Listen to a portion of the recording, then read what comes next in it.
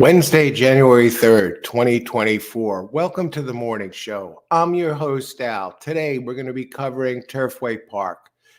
That show's been the Turfway Park. That seems to be a big hit. It's growing. Even seeing and I'm hearing from people, friends of mine in racing, that big interest in that park now. People that never played it before are starting to jump in this year. They have those big fields every single race, and they have these magnificent payouts, best payouts in the United States out of all the tracks. It's an all Tapeta track. They run at night, so it's a good time slot for people that are getting home from work, or they don't have a chance and opportunity to jump in the the 11 the cards that started at 12:30, 1 o'clock the afternoon.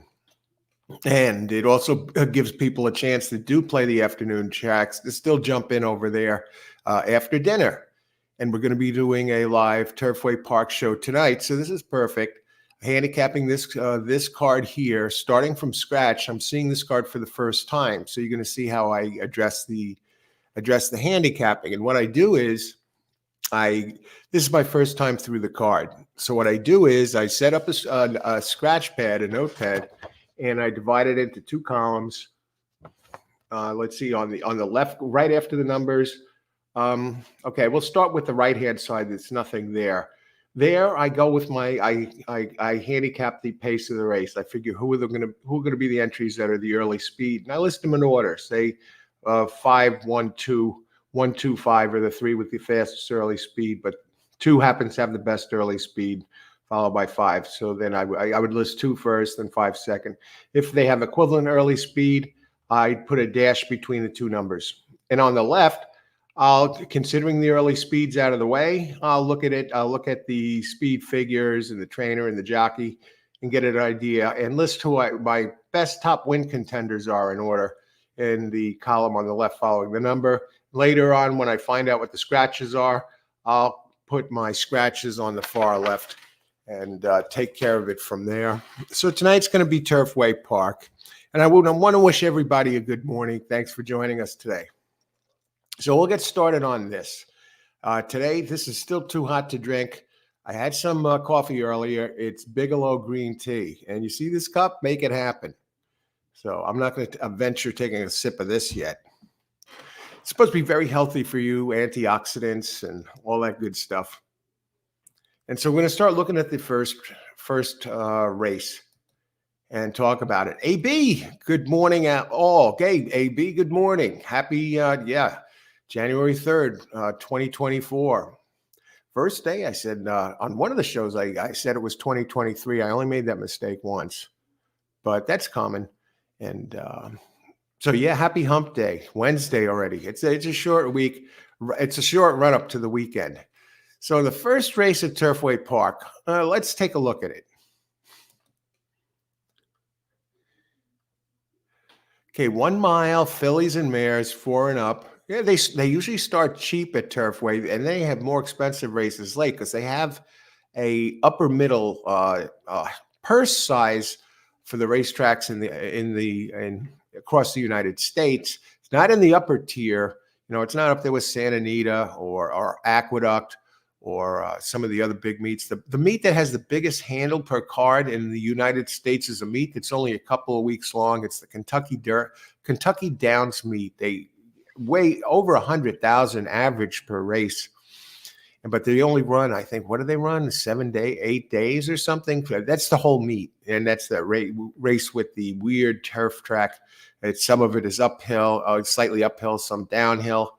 Then they go into a right-hand turn before going into the far turn.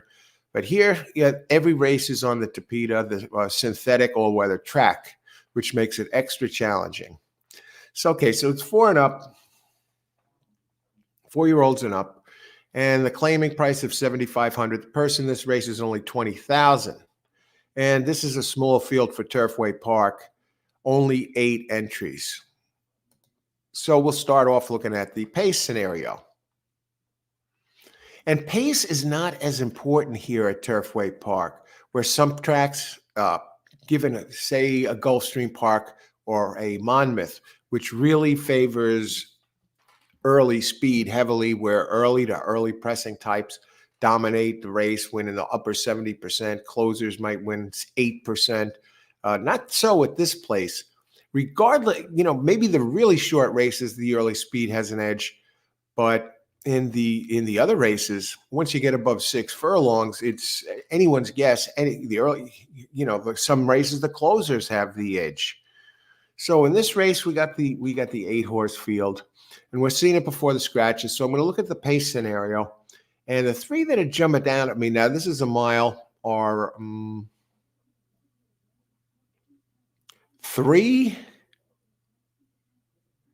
Now the 4-horse hasn't. It's running on regular dirt and turf, and this is a strange surface in a sense that the Tapeta looks like dirt. It certainly looks like dirt more than it looks like grass.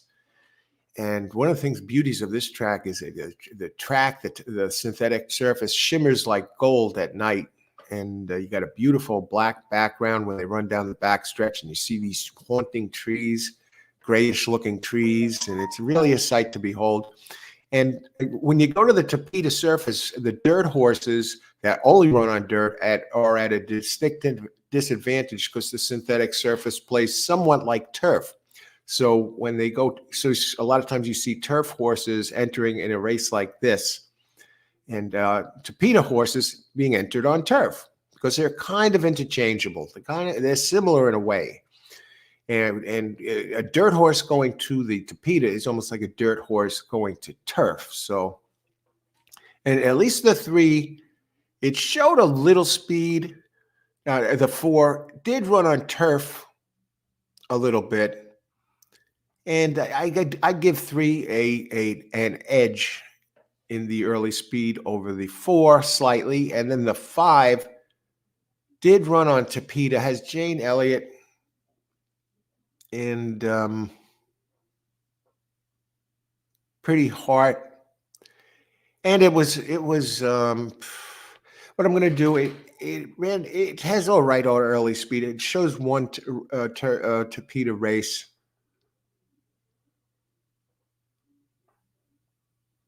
So I'm going to list it this way. It's a little slower than both of them. So I'm going to list 3, 4, and then 5 as the early speeds in my pace column.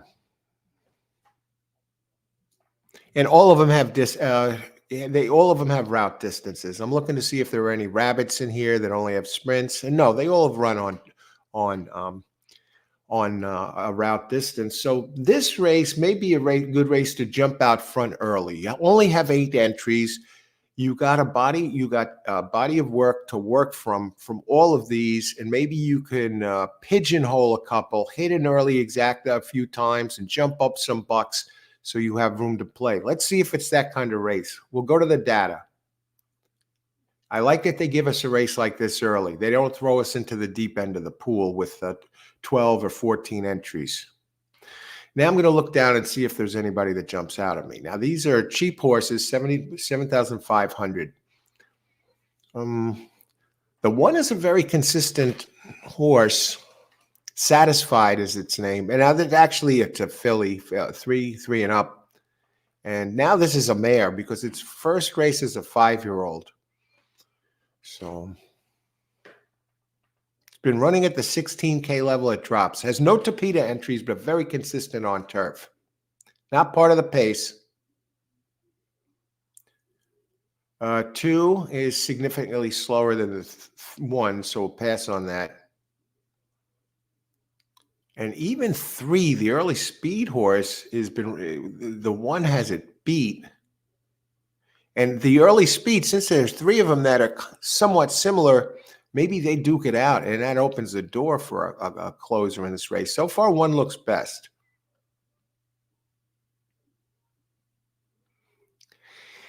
And now, taking it a step further,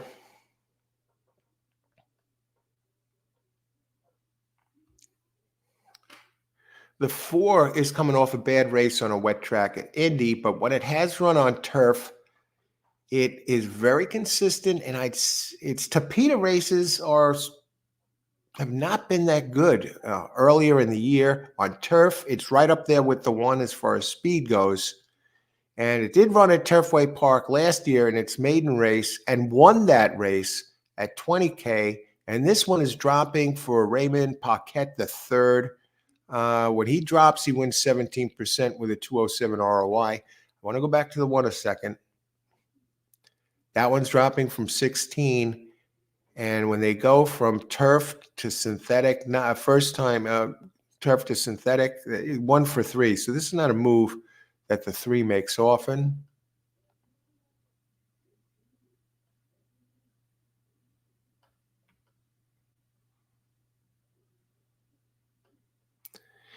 I'd have to give so far the 1 followed by 4 in this. So the Tapeta horses, I'm not. See what changes here. We have now 5 is a turf horse who's even running faster than the 1 and has run fast at Turfway Park last year on Tapeta. His last 2 at Tapeta weren't good earlier in the year. What happened in those races?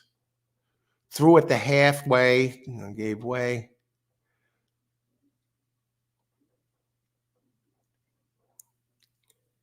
His early Tapeta races were good. So this is a question mark because his turf races fit this. It's going to be a competitive race. And this one is also making his first start as a 5-year-old for a trainer who's 11%. Jock 9%. Jock on the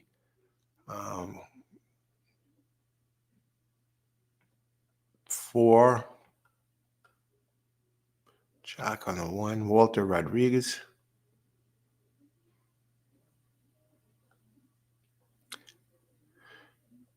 This race is a head scratcher. The 6 looks too slow. I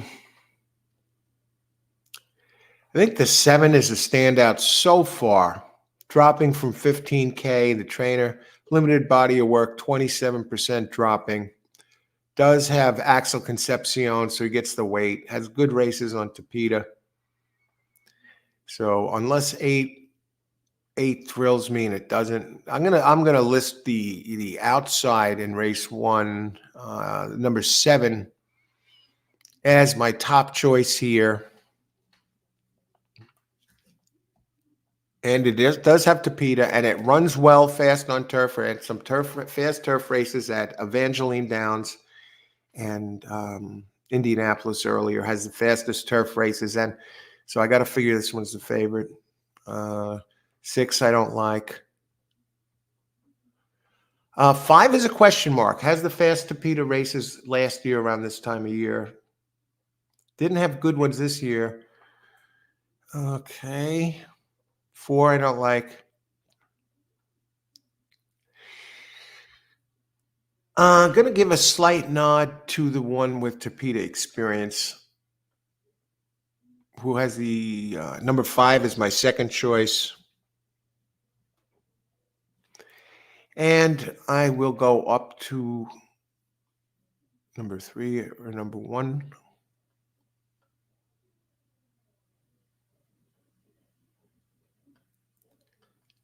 And number 1 is my third choice. So for race 1 in the books, I got 7, 5, 1, and 3, 4, 5 of the early speeds.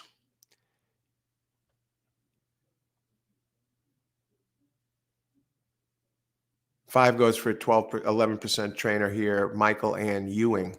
And let's look at the odds of these entries for race 1. What I came up with. Okay. Now, the one thing I like about this is, okay, the 7 I like best with Axel Concepcion is 2-1. And the 5 who I like second best, now get this, split decision, 10-1. So we're getting a good price horse here in the 5 and will be part of the pace. The third pace, but, has enough speed to get in position. And my third choice is number 1, 5-1, Satisfied. So you got a couple prices in here. Number 3, Lucky Anna, the one that I have as the main speed, is the second choice at 7-2. So I'm going to take a quick peek at that one again. Lucky Anna. Dropping it stays at the level. The others are dropping. You got a 16% trainer, only 3% here. I stick with it. It does have an earlier race at Turfway Park in January as a 3-year-old.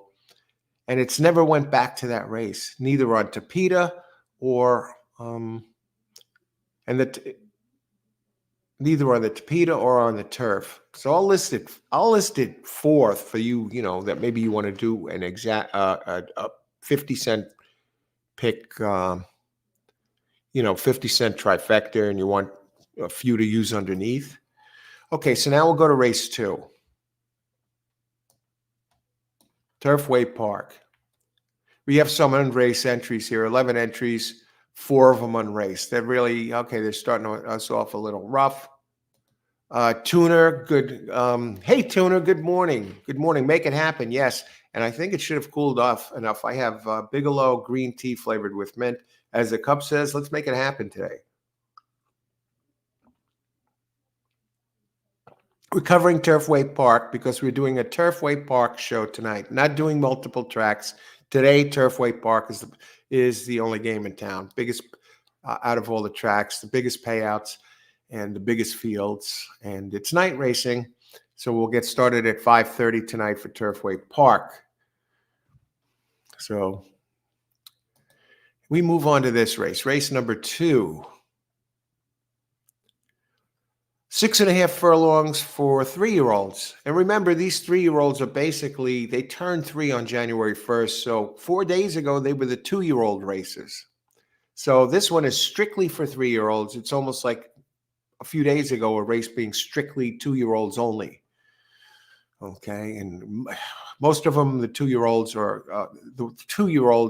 usually are born in March or after during the year, between March and May, most of them. So they're really not 3-year-olds yet, but for horse racing purposes, January 1st is the year that everyone gets bumped up a year.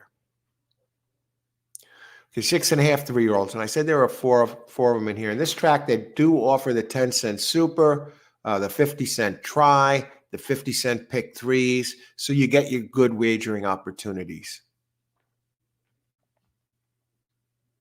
As far as price goes. As far as the pace goes, one is coming, Dawn's Creed. She's making her second start. Breaks inside. Ran at 5.5 furlongs at Churchill on dirt. And the other standout speed is Blackfoot Daisy. Now, this one did run 6 furlongs and was running second by a head. So that one is the speed.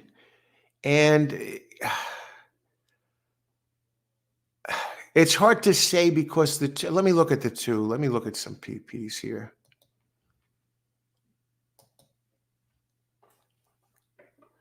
Now, Dawn's Creed is getting Lasix for the 1 is getting Lasix for the first time. And the 7 is getting Lasix for the first time. Blackfoot Daisy. And I'm looking at the pace scenario. And yes, 6 does have the 7 does have the edge in pace here of those who started by quite a bit. And she faded, folks. I mean, she had entered into the stretch up by a head and then finished. And she dueled all the way around the track.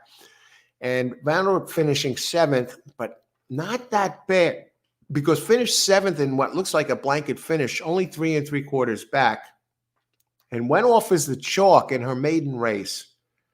And you look at the workouts, has had a workout since that race, 4th of 14, 1 minute and 0.1 for 5.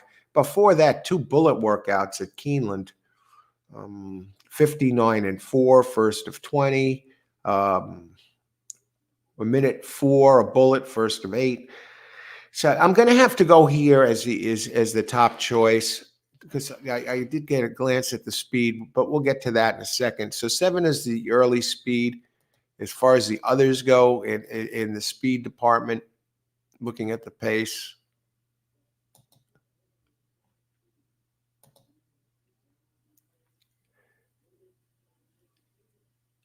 Now 2 has run it on Tapeta. And this is doesn't have quite the speed of the 7, but it does have, it did run opening fractions. If anyone needs PPs and you don't have them, in the description area down below, expand it. There's a link for free Brisnet PPs in there. You can get it for Turfway Park or other tracks across them. It's for American tracks and other tracks that are running today. So I got a link for you down below for free PPs.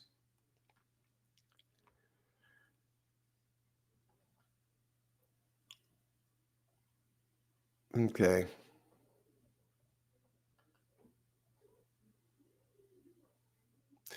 So 7.2, that's the speed of those in here.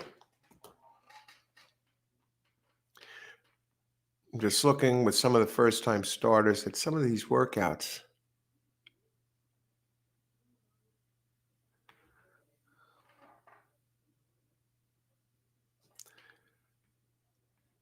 Nothing really flying off the page, except for the 7. Okay, now we're going to go to the speed figures, and we'll look at the owners, the trainers, jockeys, trainers, and see what they look like here. The overall speed. Race 2, we have 11 entries in this race, 4 first-time starters.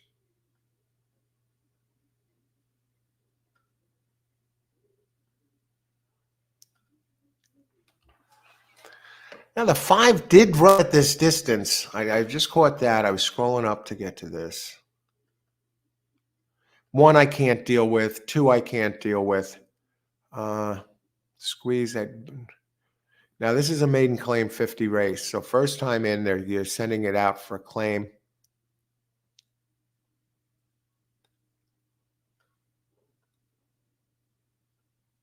The 1 is dropping in class, getting first Lasix, but it ran it really doesn't stack up with others I've seen in here. Number 3 has run twice on turf.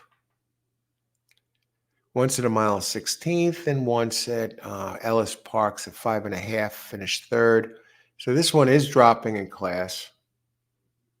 4, first-time starter. The jockey is 11%. Beauty in the Bult out of Bult d'Oro. First time out, maiden claim 0. Not much to go by the trainer, Mick Ruiz Sr. 13%. The sire. Decent sire. The trainer has 5 races at Turfway Park and is 2 for 5. So he's 13%. I'm going to put 4 on the far right with a question mark next to it and see what kind of. Actually, let's take a look at its workouts. 37. No really quick workouts. I do see it opens 12-1. I'm going to put it on the far right with a question mark and circle it because it's a firster, just to see if it's taking any suspicious money, because it has a good sire.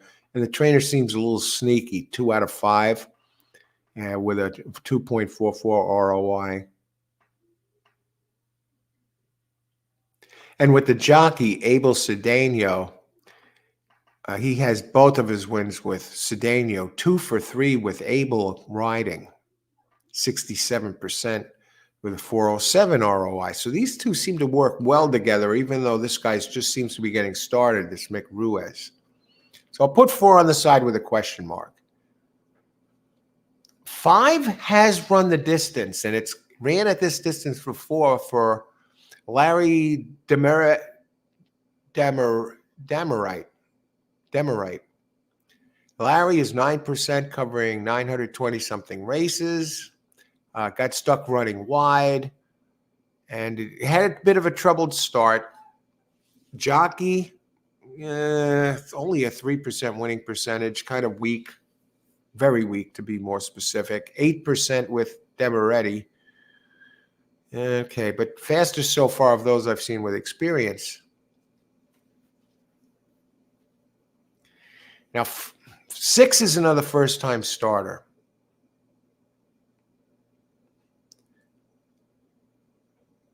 I'm going to have to list number 7 next best because of the early speed. The 7 Blackfoot Daisy has all the bullet workouts. Gets a 8 Wesley Ward trade. So you know this one's going to be out there early. Dueled last time, led most of the way at maiden special weight. So now they're dropping it. Wesley is dropping it despite that really quick start to maiden claim. I think he's gambling that this one is not going to get claimed because you're putting it in for a hefty tag, 50K. And when he drops in class, he wins 31% out of over 940 races. Him and the jock together are 26% together. Walter Rodriguez gets Lasix first time. I got to put this as my top choice. The only thing that stands out to me is this. Now, this is stretching out, and he faded at 6. Now we got to get the extra half furlong, but he is getting Lasix today. What jumps out at me is when you consider the pace and if he doesn't hold, really the 5 is right there with the 7. And they finish with the same Brisnet figure.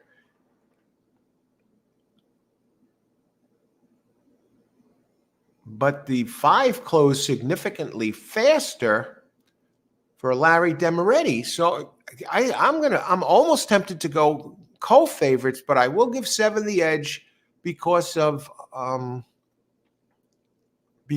Wesley Ward and because of the early speed and the first Lasix. Now, the 5 isn't getting Lasix, so I'm sure he got it already. It says nothing about a second time Lasix, but maybe he is. I don't know.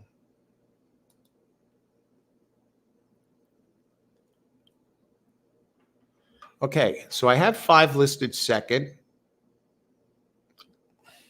I want to go back to the 6. I want to see how it works out. Rudolph, we have a trainer here that's 25% for the meet, and he's a 23% trainer overall. Workouts 49 and 2 for 4. 22 out of 136.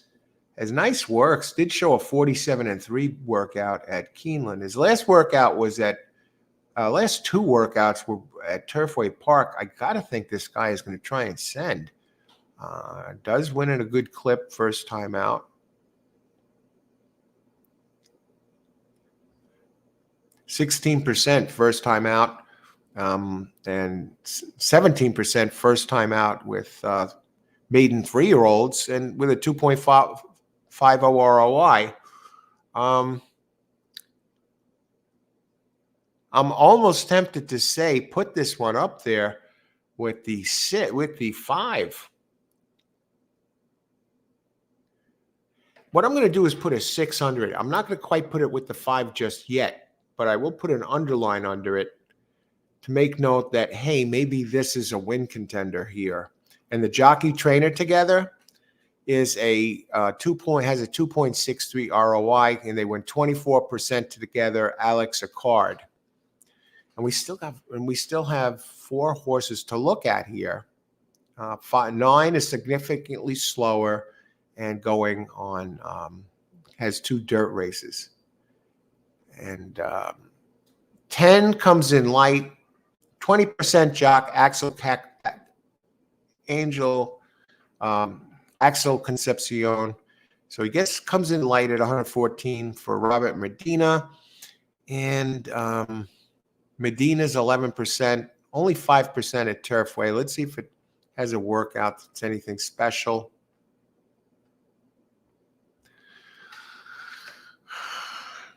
Back-to-back bullet workouts.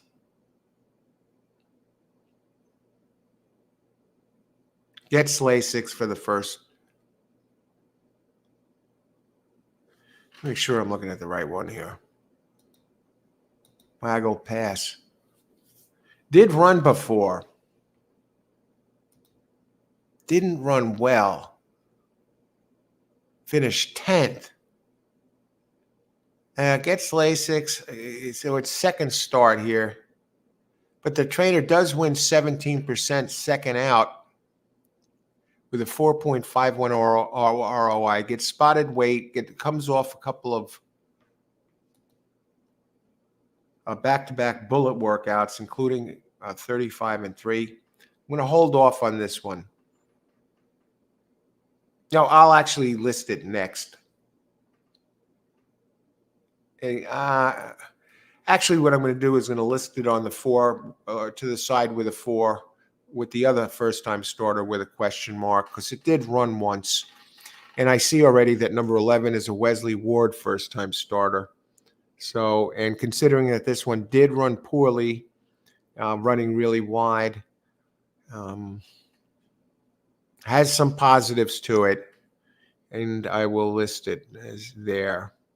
And then I'm not looking at the odds yet. I'll give those odds in a second. And number 11, Wesley Ward. I'm going to Walter Rodriguez. Wesley Ward with first. This is out of Scat Daddy. It's a 15K purchase. Now the 10, for example, is a 100K horse. And now in its second start, it's in for 50K claimer. Out of it has Magley. Let's see, Mindshare. Let's look at Wesley Ward first time out and the other guy. Wesley Ward first time out maiden claim, 3-year-olds and up is 27%. Him and the jock together are 31%. I'm going to list this one probably as I'll put him ahead of the 6 and maybe even a win contender. Maybe put him in there with the 5. I'll switch, and I'll put 6 as the 4th choice.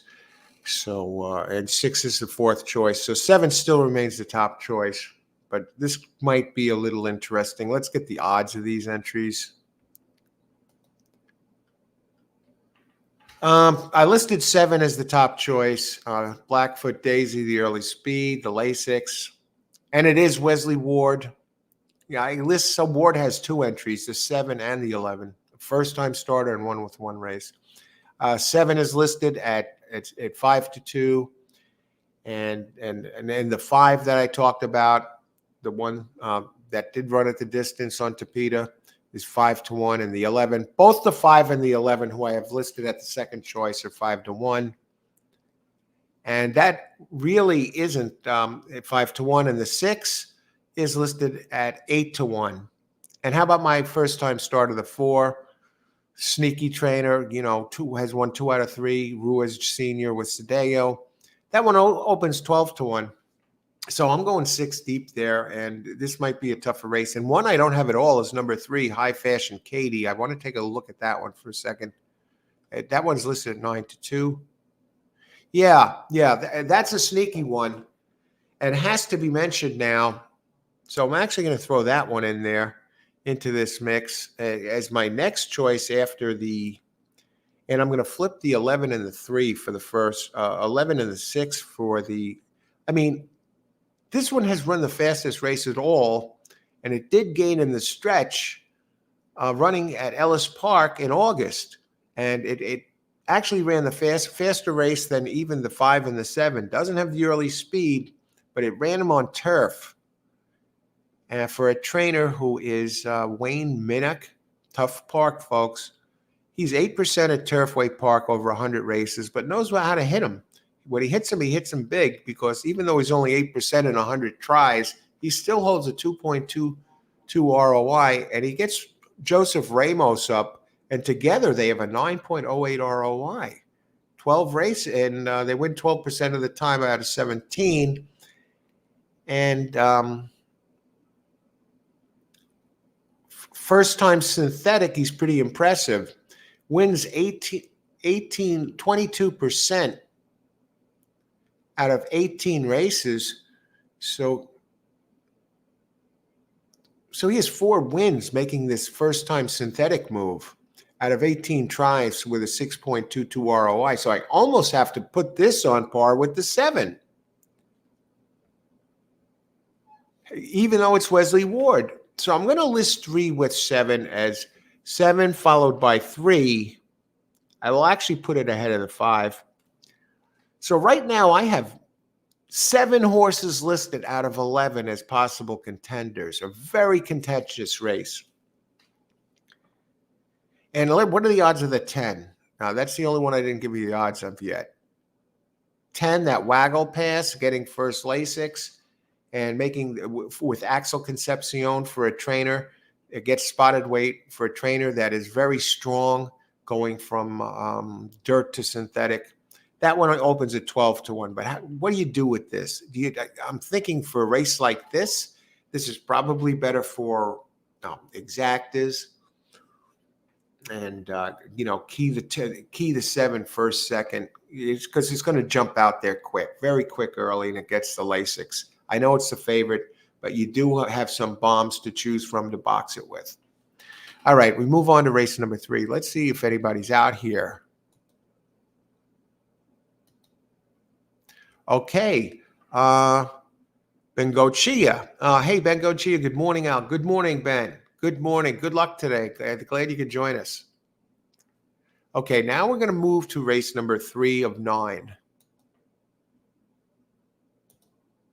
Mile and a 16th. The claiming price goes up a bit to 12.5K.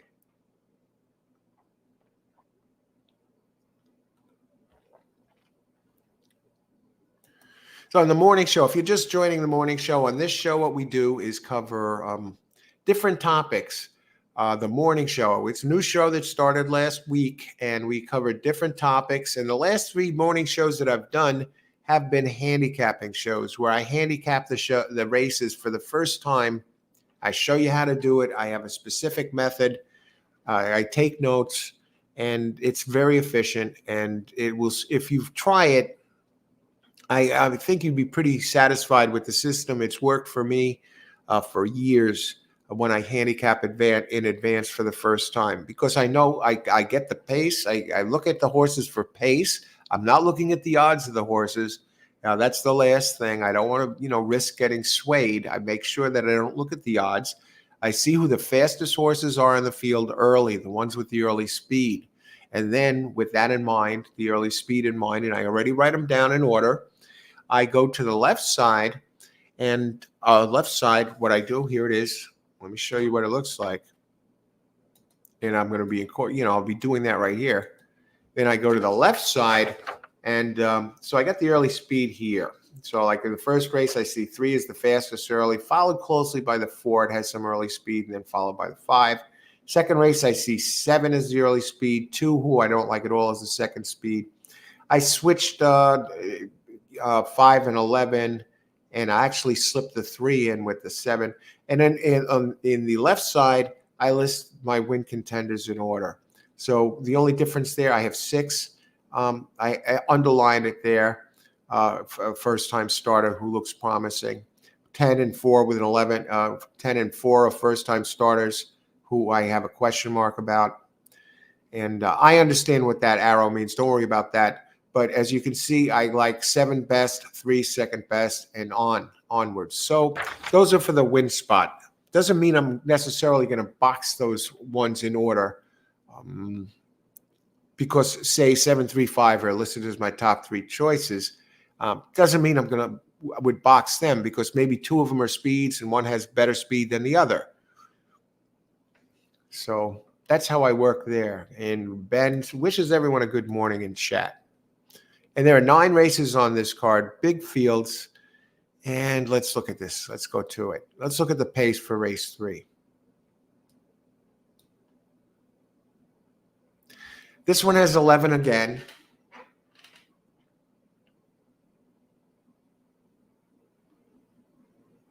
Now, I'm picking out the pace horses in order, the ones that like to go to the front.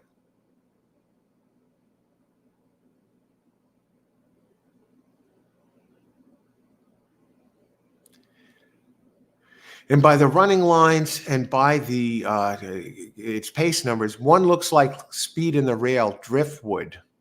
So race 3, 1 is the early speed, followed by the outside, Gita's Lad.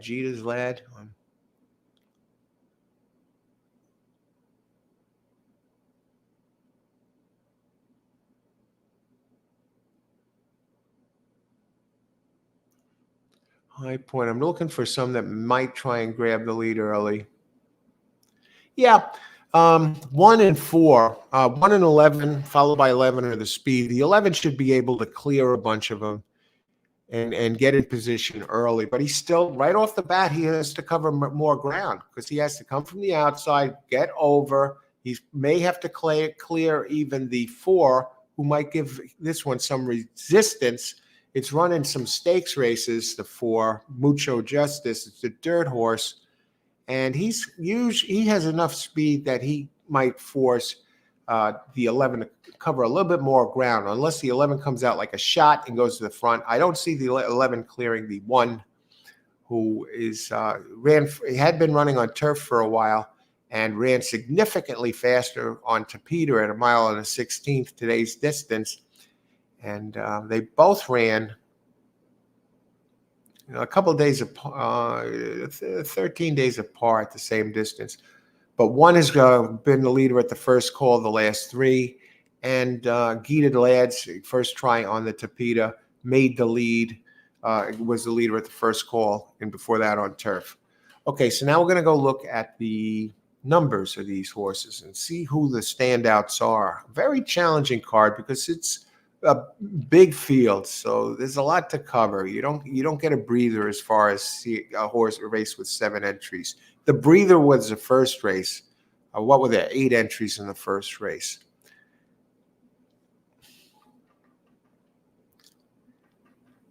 And the 1 did make the lead.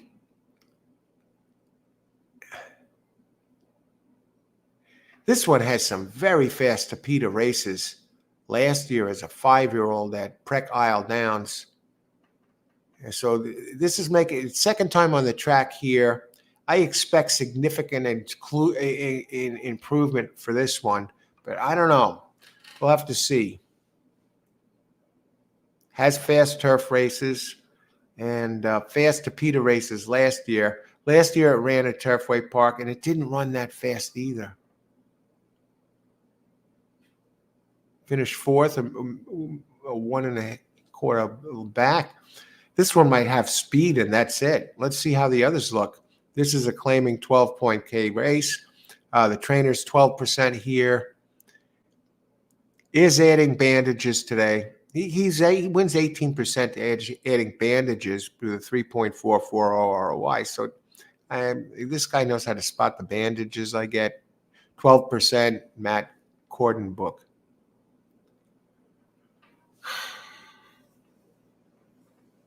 Smokey Lee, number 2. Has some fast races here at Turfway.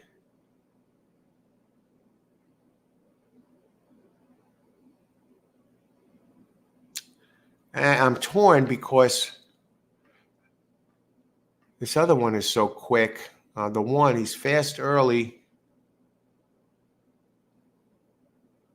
and has the better overall Tapeta numbers, but hey, it's almost a coin flip. I think I'll have to give the 1 the edge because this one is moving up in class, going up from 5K here all the way up to 12.5K.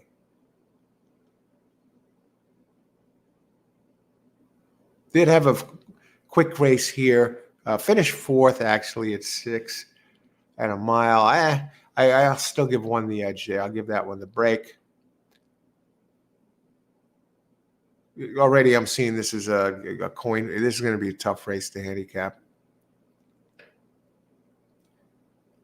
This one comes off a nice race at 6.5. It's a rabbit. Okay. Nice consistent numbers, but it runs 6. It runs a very consistent, I'll say. Had some nice races at Tapeta. What is this, race number 3? Let me just bring it up a second here.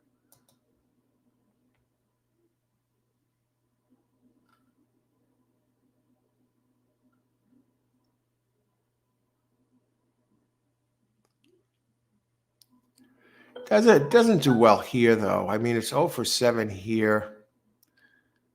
I'm going to go past this one. I think the others have more potential. 4 looks too slow.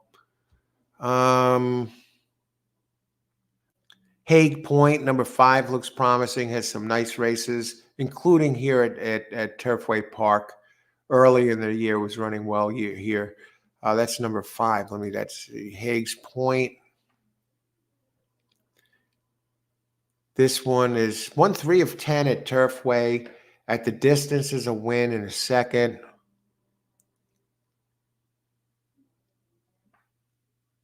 It's had a busy 2023 season. 4 wins lifetime out of 27. At Turfway Park, 10 races, three firsts and 2 seconds at the distance, a win and a second at 5 tries.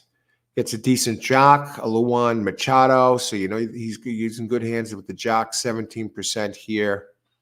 And the trainer overall, Tim Girton, is 12% here, but 19% overall over 1,600 races. Okay, the 5 looks pretty nice. It's starting to come into play. What about the class of the 5? It's running at this level. Did decent last time, and it's starting to move forward towards a good race.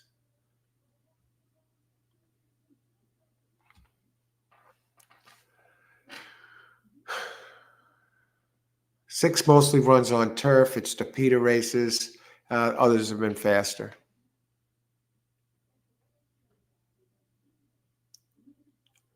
Oh, it did run one at, it's always something, right?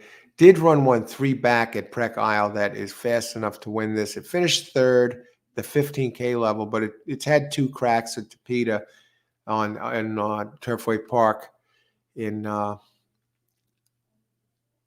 December, and neither of those are fast enough to crack it here. 7 is consistent, has some nice numbers here. First 2 tries, finished third and fourth, very close. Third, only a length and a quarter back at the distance, and fourth 3 back, and was improved at a mile, finishing fourth. So the extra 16th should help. And it looks like a very nice, clean horse, making his first start as a 7-year-old.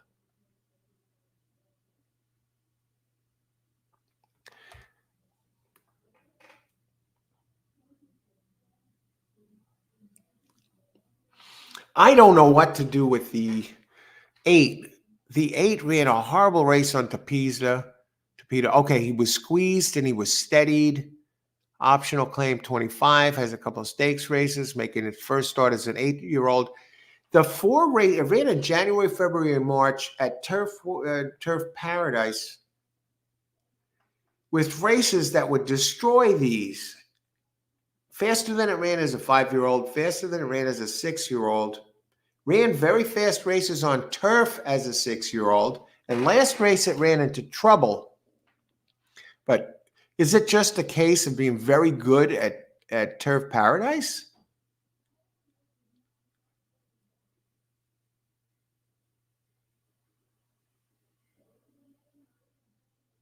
Sitsi. It's an 8-year-old out of English Channel. He was running, say, Brisnet, 86, 87, 85, 86, 82, 94. Yeah, it's like Mr. Turf Paradise. Only 1 Tapeta race, but it ran. It got checked. It got squeezed. Everything went wrong. I'm going to list this one on the right. But those numbers, the numbers at Turf Paradise are so outstanding. It's a 264K earner. Let me just look at the trainer. How's this trainer on? But those races were run up until April, and then it was laid off 7 months.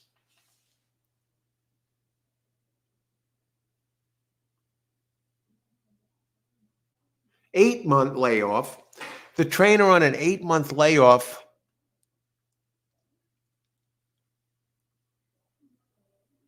is only 6%. He's just not a good layoff trainer. But he had so much trouble, squeezed, steadied back from the gate with no chance thereafter. So I gotta think this might be a live long shot. So I'm going to list it in as a win contender here, just because its numbers are so much faster than the others the last 2 years. Just take a look at it at least. The jockey's only 3%. No, 12% here. 3 wins out of 26 tries. Gadel Martinez, 18% for 409 starts. The trainer is 0 for 22 at Turfway Park, and he's only a 4% trainer overall. Yeah, I'm going to squeeze it back. Got squeezed back at the start last race. I'm going to squeeze him back here. I'm going to put him on the right, circle him, circle and a question mark, see what kind of money he takes. Do we give him a second chance because he ran into all that trouble? The trainer bothers me, 0 for 22. The jockey is okay. They never work together. And we go down another notch. I have to think that 9 is a big contender, running very nice turf races. Has a nice, now it ran on the Tapeta. It actually runs faster on Tapeta than it does on turf, but it's never run on the synthetic here at Turfway Park. But its numbers, the 3 times it has run on the synthetic, it's really produced numbers, and it's a very consistent performer. Summer Assault, and it's always in the money. I mean, you go back the last 5, it has a victory. It came in second by a neck in 3/3, but always never more than 3 lengths back. And it's moving up in class today for a trainer, Aaron West. When he moves up in class, listen to this one. He knows when to move them. 95 starts, 29% winning percentage with a 2.3.2 ROI. 29 winning percentage moving up. This is the most impressive one I've seen. I'm going to put this one, number 9, as my top choice. Does it all. Runs very fast on turf and very fast on synthetic. Maybe our single here. And Abel Cedillo, together they're 1 for 2. Turfway Park, West is 9%. So they won 1 out of 2 with this jockey. Abel's solid rider here. 10, and I got to say 10 is my second choice. Juan Cano, another one. He gets back on his preferred surface, and even better, gets back on its it closes well at a mile. Ran at a mile and 16th here early in the year. Finished second by a neck. Ran at a mile and a quarter here in December. December and what?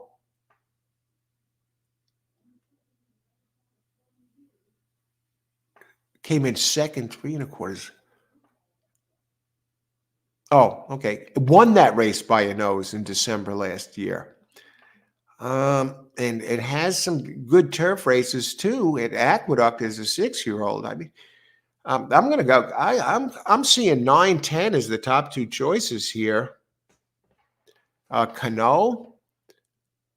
First, now he comes to the new barn, right? They're switching trainers. He comes from this one comes from Susan Anderson, 12.5K claiming level, and it comes back at this same level. First race after joining the team, out of Cano's barn, he wins 18% with a 3.2 on ROI. Stays on the synthetic, a resume at Turfway Park. What I'm going to do, I'm going to list, I know 9 has the really fast races as a 5-year-old at Gulfstream Park synthetic. And it did run earlier in the year at Turfway Park on the synthetic. Last race was at Mountaineer, by the way. No, it was at Gulfstream. I'm almost tempted. I know. I'm thinking 10 is a slight favorite over 9. I go 9, 10 co-favorites. Let's just leave it like that. Because this one, the difference between the 10 and the 9 is the 10 has done it here on this actual track. I am a percentage trainer. And more races under his belt to prove it. Juan Cano is 13%, 566 races, and whereas Aaron West is 21% with almost 4 times the races, over 1,900 races. So I'll leave it 9, 10 slim, but it's almost a code choice between the 9 and 10. And the 11, just don't like it. Too slow. Ran here, horrible. Um, had some speed. Yeah, I mentioned that one. That's the second speed. So 1 and the 11 are the speeds. Now, who is a third choice? I think I'm going to sit on this. I'm going to see if there's a third choice that stands out. I've looked at all of them. That 8 horse with the question mark, the one that's running at Turfway, Turf Paradise with all those races and had all sorts of gate trouble and starting trouble. Last race here at Turfway Park. But this one has numbers that can get it done if you just go by its turf resume. It only has one race at Tapeta. I just want to see if there's another Tapeta horse in here that has performed admirably at Turfway Park. Maybe Hague Point, number 5, has some fast races earlier in the year in January and February, and then by January, a couple in January, and then in February, just started running faster. Looks good, 5. Let me see if there's anyone inside of the 5 who's my third choice. Nope. That's it. 10, 9, followed by 5. 8 with the question mark because it has the tremendous turf races, and 1 and 11 are the speed. So you see my notes. Let's get to the chat. Okay. We're handicapping. That's what I do here. I work down the card. I could put these pace figures on the far right in order of who I think they are the fastest early in order. And here I have third race next to the numbers. I say 9 and 10 are co-choices. Either or, they're my 2 favorites, followed by the 5. And the 8 is the Turfway Park horse that runs big figures on the turf, 9-month layoff, and ran into all sorts of gate trouble in the last race. And then on the extreme left side, on the other side of the numbers, I'll list the scratches when they come up. I've been at it an hour already, so it's taken me just under an hour really to cover 3 races here. So you see how challenging Turfway Park is, but you get paid if you hit here, and there's big fields and there's a lot of surface switchers. So we're looking at, unless things speed up and some really jump out, which I don't anticipate, we're looking at I'm averaging 3 races an hour, and this card is going to take me probably 3 hours. As somebody mentioned once on a show, this is during the shows that last week for the holidays, I did some shows where I covered multiple tracks. Either 3 tracks, 4 tracks, and even on a couple of days, 5 tracks on a show, and 3 tracks. And I said, well, maybe it's a good idea. Maybe if you start earlier and handicap all these tracks in advance. Now, if I say five tracks, you're talking between 2 hours. First time through, right? So 5 and then tracks like this, you're talking about 15 hours. I'm like, I'm not going to handicap for 15 hours. I'd be emotionally and mentally fried by the time I get to the track. And then you don't even have time to cover these tracks because they're going off so close together. So the whole handicapping, say I do four tracks, cover 4 tracks, the 10 hours of handicapping goes to waste because I don't have time to look at it. So I'm going forward. I'm covering 1 track on a live show and do it the right way. But I couldn't imagine handicapping even 3 cards at 6, 8, 9. Maybe if you're Matt Carruthers and that's your job and they figure that as part of it. And the fun part of the day is when he goes in front of the camera, and because he's a public handicapper, he has to put that time into it. And that's part of his job. And even then, maybe they say, Matt, listen, Matt, your card to cover today is this track and this track. Or maybe it's just 1. So maybe he only has to cover 1, and then he gives his main opinions on the show when they go to, say, Santa Anita, and he gives you his pick 4s there. But for me, doing these shows and trying to do a show and handicap 3-4 tracks at the same time, can't cover it that way. Just impossible. At least you can cover it, but you're not going to cover it well. I'm going to step away for a minute. I want to wish everyone a good morning, a happy Wednesday, and we'll be back in just a bit.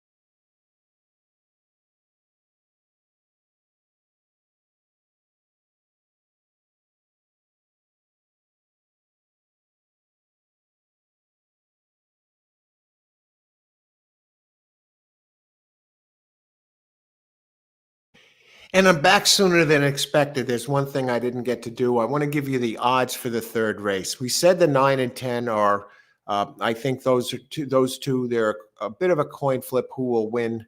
The 10 has run um, at Turfway Park. The 9 hasn't, but has a superior trainer. The odds of race number 3. Okay, they do give Cano the 10 the favoritism. Uh, uh, I guess because it has run the few races at Turfway Park and did well. And the second choice here, actually, I think we have a very weak favorite in the first choice. Number 1, Driftwood, 7-2. He's the early speed, but he doesn't put up numbers like the others. Wow. No, so 10 is the favorite. Just want to check Driftwood again.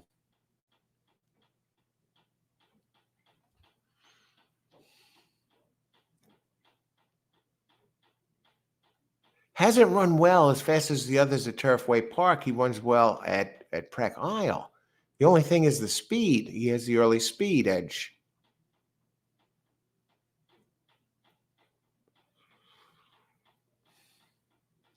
I'm going to list 1 and 5 as co-favorites for third. But I even think 5 has performed better. I'm going to underline the 5.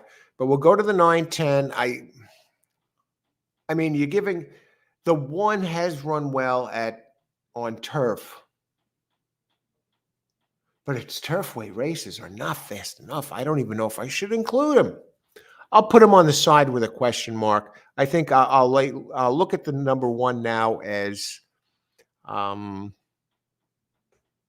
early speed more, and that's it. Because none of his Tapeta races. He did run well on Tapeta as a 5-year-old at Preck Isle, but now he's making his first start as a 7-year-old. All 3 of his Turfway Park races are too slow. Maybe he just doesn't like that track. I'll put a 1 question mark, but I'm not going to shift my position. So, and number 10 is the second choice at 5-1. That's with West Summer Assault. So looks like we got a weak second choice in Driftwood. And number 5, my third choice, Hague, which ran fast early, gets Machado up, is 8-1. So we got a price horse mixed in there. So and maybe the 10 prevails, or maybe the 9 prevails. West, who opens at 5-1. We're going to have to check the board and see what's going on. But I have an intimate knowledge of this race, so I'm comfortable going into it. So I'm going to see these. Since I've been through the card the first time, it's going to be like revisiting old friends, actually old friends from the morning. So I'll be back in just a bit now. I just wanted to get back here because it came to me that I didn't give you the odds of these horses.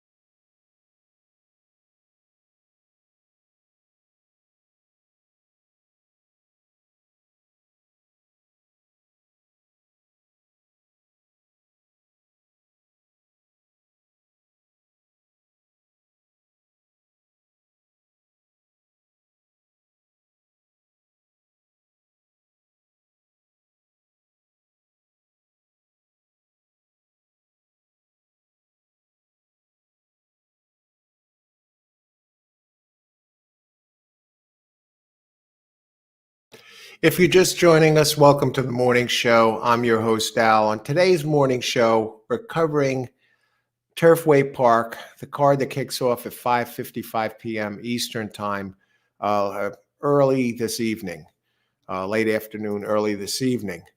And if you're just joining us now, you may want to go back and look at this card or watch this show in the afternoon, because you'll have all afternoon to watch the replay if you're just joining us, or if you're coming upon this video later. You may want to start it from the beginning and see who I would cover in the first few races and all the races, or even address it. Go to the video during the races. Maybe you're having a rough time, or maybe you're having a good day at the track and you want to see who do you like in the later races, because I don't cover the horses this way. This is thorough handicapping, first time through the card. So today's morning show has a longer shelf life, not like the maybe the Parks morning show where I covered Parks, or the one for Santa Anita, where they get started early. This one is good all afternoon or late morning. Maybe you want to listen to it on the side, or maybe you're driving and you get some ideas for the races today. So you go into a tough track like this armed, at least with an idea of who stands a chance by the numbers, by the pace, by the trainers. So I'm going to make note of that right here in the chat. And we're up to race 4.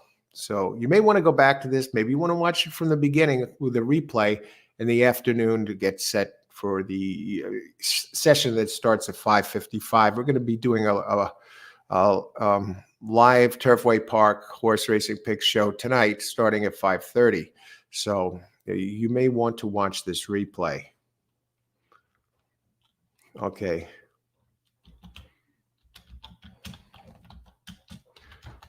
Want to watch.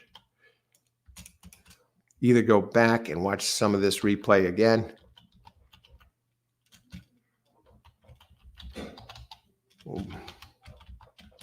and watch this show from the beginning, or watch its replay before racing begins tonight.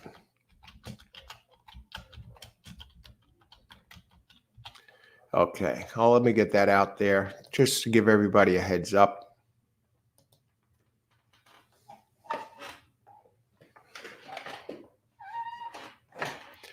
Okay.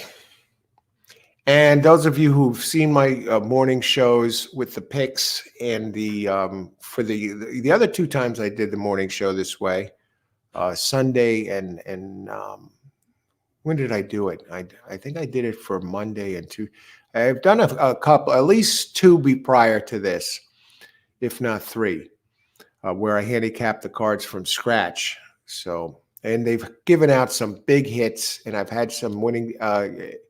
Yesterday, I had a bit of a struggle because I really tried to step on it in one race when I was ahead, and the picks were very strong. We gave out a couple of long ones during the card, and had some other hits, but I really tried to step on it on one race,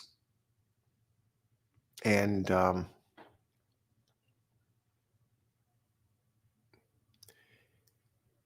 I lost almost $30, 28 to be exact, on a play where a horse that was slower than all the horses that I had. I was in line to hit a daily double, and this was at Tuesday. I think yesterday was at Parks. Yeah, maybe it wasn't Parks. It was a 14-horse field. What was yesterday's show?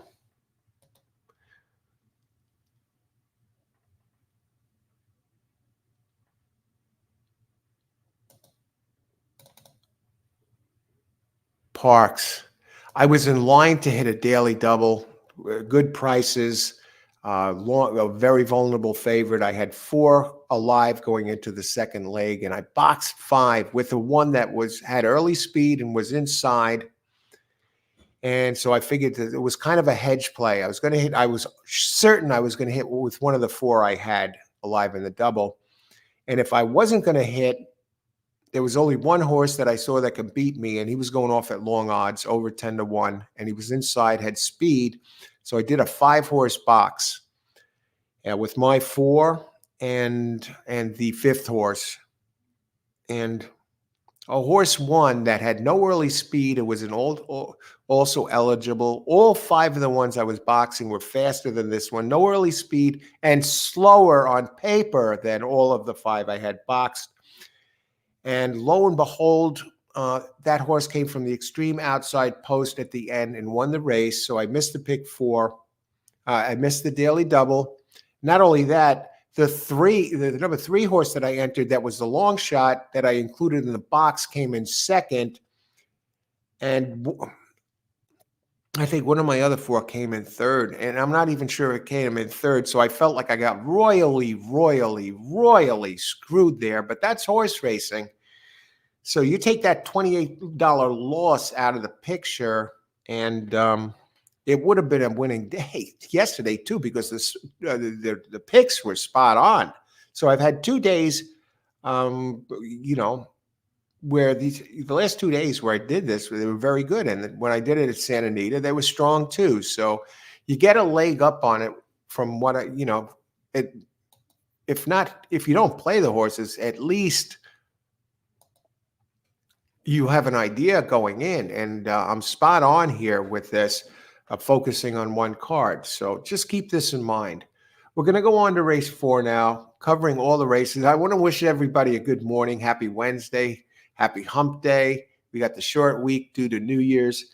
And as the cup says, make it happen. I had some coffee earlier this morning. And I'm looking at the card here for the very first time. And so I have right now Bigelow green tea flavored with mint. Is healthy for you. It's supposed to be good for the heart. Helps with weight loss, they say. Antioxidants. Does a lot of things good for you. And it's delicious. And it does have caffeine in it. So you get not as much as coffee, but you get your little jolt there too. Okay, on to race number 4. 4, we have 14 entries. This card is this is a challenging card to handicap. So I'm doing the heavy lifting here early for you, right here live. Okay. If you have a question about a horse, you can ask me too. The chat's open. Yeah, I'll check it from time to time, but I'm doing the late work here. Example, the show started at 8. I've only got 3 of the races covered so far. So I'm not just, just winging it here. I tend to detail oriented when looking at this. And this is for 4-year-olds and up. It's a sprint, 6 furlongs.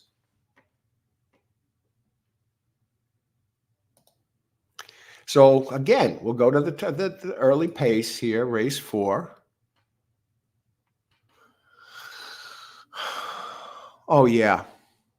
3 has a Lady in Heels, has a huge pace edge over the others.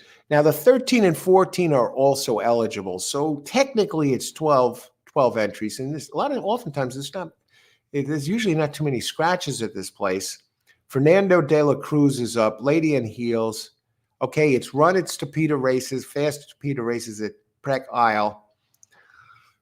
And the other speed, maybe My Tommy Lee.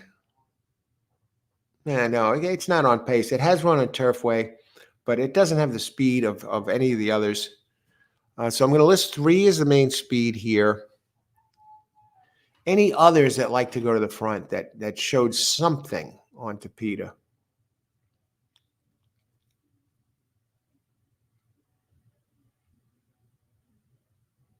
Beach Kitten has a little speed. Ran third, won back. Anyone else that shows speed here?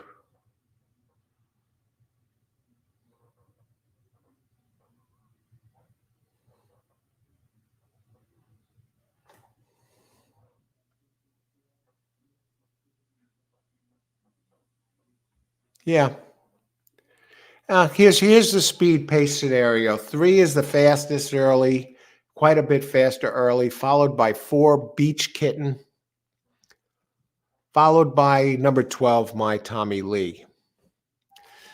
And they're pretty clear cut that way, and all of them. Beach Kitten is the main one there. 5 really doesn't need. 11 doesn't. 12 is My Tommy Lee. Doesn't really need the lead. So but he has enough speed that he should probably clear the others. And if you're curious how I'm doing this, I'm taking notes along the way.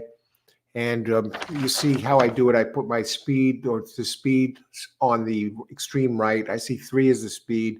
I'm going to underline that 3 because it's significant edge, followed by 4, who likes to go to the front too. So I think he's going to try to run with the 3. And the 12 has a little bit of speed, run on Turfway Park to Peter. So 22 and 6 or 5 or whatever. It's quick, but not as fast as the other two. But I don't think it'll get frustrated because it's not the type that needs the front. But I will underline 3 as the significant speed. Long shot Louie. Good morning, Long shot Louie. Good to see you. Good luck today. Thanks for joining us. And everyone, thanks for joining us here today on the morning show. Now we're going to go and the AEs 13 and 14. They don't have speed. Now let's look at the pace. Now this was a big field, but maybe the 3.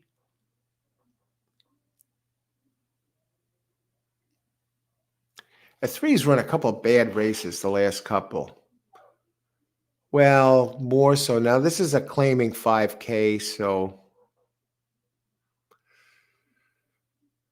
it has the pace edge. It hasn't run at Turfway Park.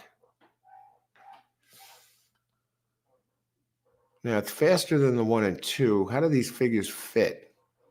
And the trainer of the 3 is a 16% trainer, Gerald Brooks. Fernando de la Cruz, 11%. Together, they're 17%. So 3 has the big pace edge, and so far the fastest of these. 4 Beach Kitten, slower than the 3, but faster than the 1 and 2. Finished second here for Jerome Miller at 7.5, so he's dropping. And when Miller drops, it's Miller time. Now, when Miller drops, he's 9%. He's 17% with the jock, Ferrin Peterson, with a 4.43 ROI. So they're good together. So 4 is my second choice, but let's see who else we have here.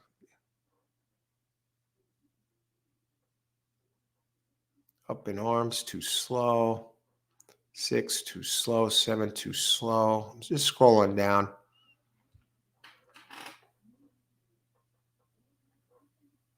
Name is the 8 horses Yogurt. Does have a race last in 2022 in late November. We finished 3-6 back, which was a nice race. We was running 4 wide, but hasn't run that fast again in a while. So I'm looking for more. The jockey is only a 4% jock at Turfway Park, covering 122 races. No, not for me. 9. No Tapeta races to show. Brian Cook dropping from 12.5, but Brian's only 5% dropping, and in the money 27%. The jockey, Matilda Burnham, 0 for 24 here. No, I can't go there. 6-year-old.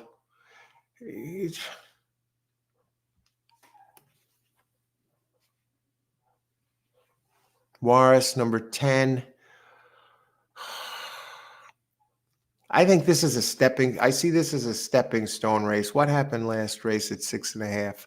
This is only 6. Finished 6, 3 back. 9% trainer, Alex Achard, the jock. Together, they're 16% back and Achard with a 3.32 ROI. Nah, I can't go there. Does have a race that might be second best going all the way back to January. Not really in form to win this. 11 Get None. I'm comfortable listing this one as my second choice for Larry Ravelli. It knows how to win. It's won 3 out of the last 6. Couple of nice races that are on par really with the 3, but the 3 is run it at Turfway Park, but this one has some turf races that are faster than what the 3 is run. Let me go back to the 3. I'm not going to just assume anything here.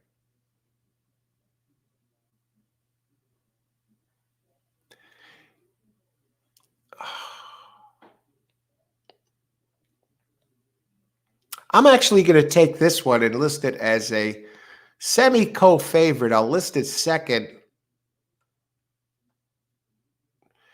11 and I'm going to go 3 first and 11 second. But 11 has some turf races that are faster than anything that the 3 is run on turf, and he's won 1 out of the last 6 races. He's won 3 of them. And the trainer is Larry Ravelli, who's 28% and 31% here at Turfway. And with this jockey, Gerardo Corrales, they're 34% together with a 3.22 ROI. So what do? You got this horse with this giant early speed edge over everybody. And this 11 isn't even listed at all. The only chance for this, the best chance for this one winning is this. If the 4 horse, the kitten horse, whatever, tries to press the 3, I don't see him being able to do it. And this 11 from Ravelli sneaks in, but I'm going to still list 3 as my favorite. I'm going to put a dash because 3, 4, I'm comfortable that either the 3 or the 4 will win. The 3 or the 11 will win this race. It's probably a better race for, depending on the board, a better race for multi-race plays for your pick 3s. And let's look at the 12, the other one with My Tommy Lee. Nah, this doesn't fit. It's too slow on Tapeta. Just might make a little bit of noise. I have him listed the 12 as the pace, but I certainly don't see him winning. Now, he's done nothing. You'd have to go back to the 2022 season. He has one race at Turfway Park in February of 2022, late February, just over just under 2 years ago. Just under 2 years ago, that semi fits this race. And even then, the jockey is only a 4% jock. Trainer is a 7% trainer. I'm not going to go there. So going back, 3, 4 of the code choices for the top spot, followed by. So you got one that will be running a little later. The other one should be way out front early.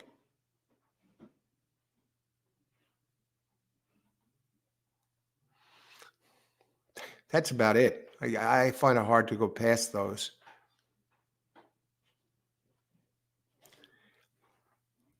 I'll just list 3, 4, and 5 for Miller.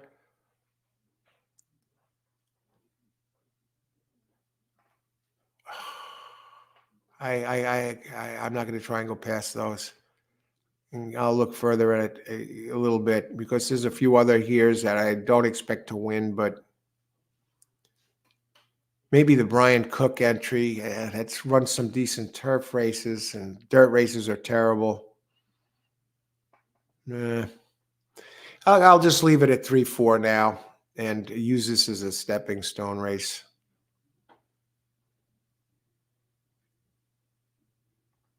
No, 311, not 3, 4. 311. And I'll take a look at the 4 who I at least ran here and showed some speed, just in case the 3 doesn't break well. And I'll list 311 with a dash, co-favorites, and 4 second, third choice. And I will do this. I will give you the odds of these horses right now in race 4. Lady and Heels, number 3, the big early speed is 8-1. And he's run fast as hell on Tapeta here. I think this one might be off and gone. Poof, gone. It's faster than the 4 Beach Kitten, who I have as my third choice at 4-1.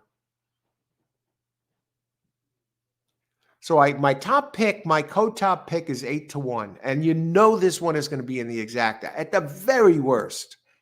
I don't know what kind of odds we're going to get. And I'm going to just put a dot next to this race. I'm not saying it's like a slam dunk race, but I will put a dot next to it because I believe we can get a pretty much slam dunk exacta by putting it, boxing it with other horses in here. Let's look at the 11 now real quick. Okay, the 11 is the second choice. It's 7-2. So the 3, the one that I have a co-favorite with the 11, I don't think we're going to get 8-1 on the 3. But who knows? I just want to look at the 11. Did I say it has no Tapeta experience? No, it does. But it's at Precalio. Yeah, it's a fair favorite. Larry Ravelli, 31% at Turfway Park. But the 3, the big early speed. So we got 3 and 11 co-favorites with the 3. Can anyone run with the 3 early? No, it's one of those. With the run-up time, it's running sub 22-second opening quarters.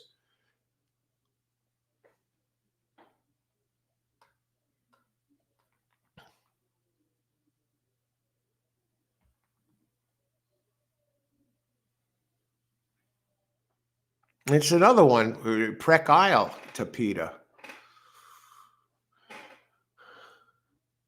The one thing about the 4 with the little early speed, not quite as quick, it did run its race it showed some early speed here at Turfway Park, not 3 early speed at Prec Isle. So who knows? Maybe the 5 does get one to consider because it at least ran on the track. So, but definitely the winner should come out of 3, 11, and 4. But yeah. If you include the run-up time, when they start the timer when the clock starts running to time the first call, the horses go past a laser beam, and the horses run up and run a while. That's called the run-up time, and the run-up time sometimes can be a few hundred feet, right? Or maybe even more, or sometimes less, a couple hundred, whatever. And then it trips the beam, and then the clock starts running. And if you include the run-up time, which does matter because they are running, this one is actually, the 3 is actually running like 21 and 8 opening quarter if you include the run-up time. And no one comes close to that. Maybe the 4 is running at 22 and 5. So this 3 should get a nice head start on the others. And you're wondering about the 11 with the early speed. Does that one have any early speed at all? He has a little bit. Name of the horses get one. For example, last race, he ran at 23 and 2. 2 back, he ran at 22 and 8. I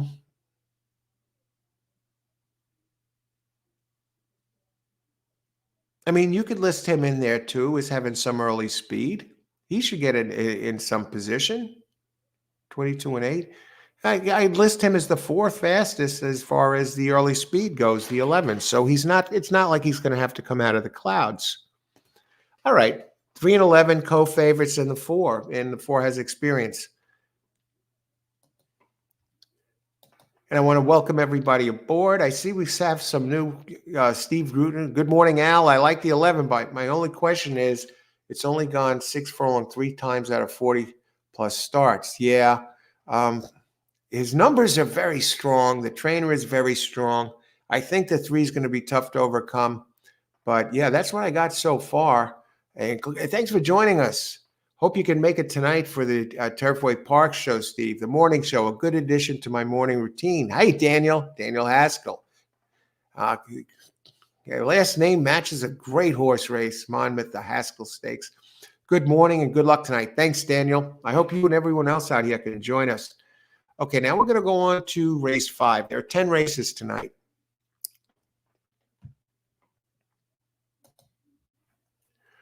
Race number 5. It's a 3-year-old race. Fillies, 6 furlongs. Now we got a maiden special weight, 70,000. And remember, the clock, it becomes every horse's birthday on January 1st. And most of them are born between May and April, or March and April, and March and May. So they're really still technically 2-year-olds. This is January 3rd. And just, 4 days ago, they were still considered be considered a race for 2 years old only. And none of these horses are technically three yet. So this is really like a 2-year-old race still. So this time, since it's so early towards New Year's Day, it's, they make that for only 2-year-olds, for only 3-year-olds, 70,000. Entries in here, we got 13 entries. Really giving it to us, folks. And technically, we're probably going to get 12 at the max. And the AE is a first-time starter. We have 1, 2, 3, 4, 5, 6 first-time starters in this race out of 12. Who's the early speed? Outspoken has shown the best early speed so far, but it's only been on dirt. We only have one Tapeta entry in here, and really didn't show with Tapeta experience. None of the entries have more than 4 races. Number Tap the Champagne, number 11.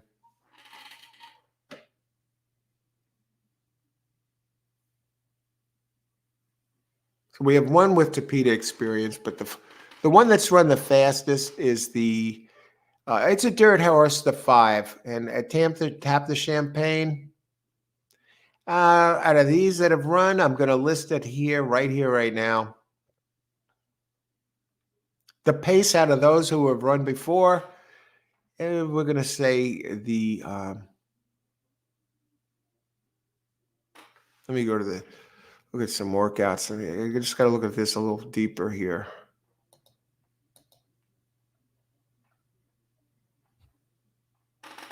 Five gets first-time Lasix.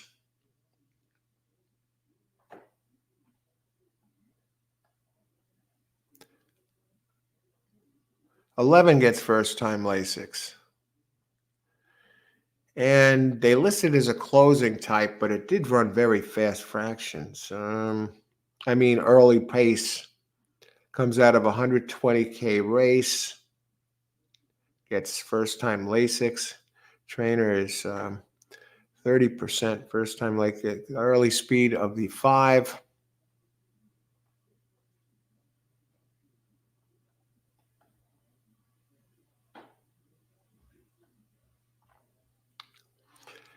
It's a tough call. They both have a lot of early speed. I think 5 has a little bit more.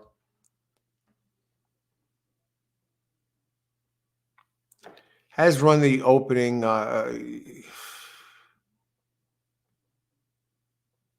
Yeah.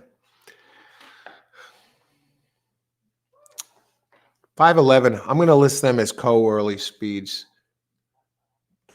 I'll put the 5 ahead of the 11 because I'll put a dash between them. And what I'm going to do is this.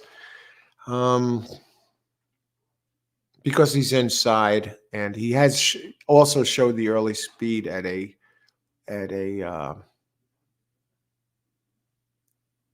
mile, but then faded badly. But I think the 6 fits this one well. Okay, so those are the speeds, 5 and 11. What about the numbers? What do we do with this mess? We're not a mess, but we got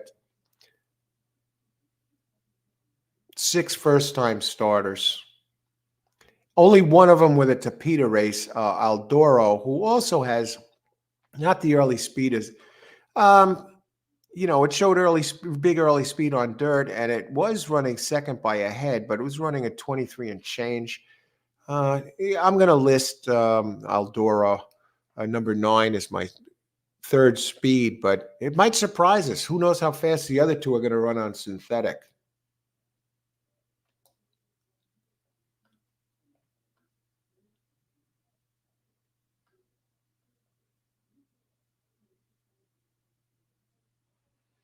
A 5 ran a very good race for Michael McCarthy.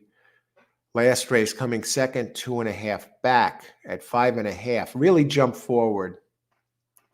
First race was at Del Mar. Now this one ships in for this. Hasn't run on synthetic. First time Lasix, Michael McCarthy. He's 14% at Turfway. Gets Gerardo Corrales together at 14%. Going dirt to synthetic. Listen to this. He gets him ready to go. Out of 50 tries, he's won 20. He's won 26% with a 2.53 ROI. So you know he's pretty solid there. And let's go down in order, though, first. Michael Maker has the first-time starter, first-time out 3-year-olds. He's 10%. Mendelssohn is the sire.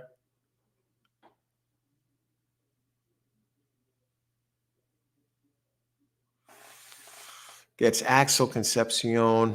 How's this one working out here?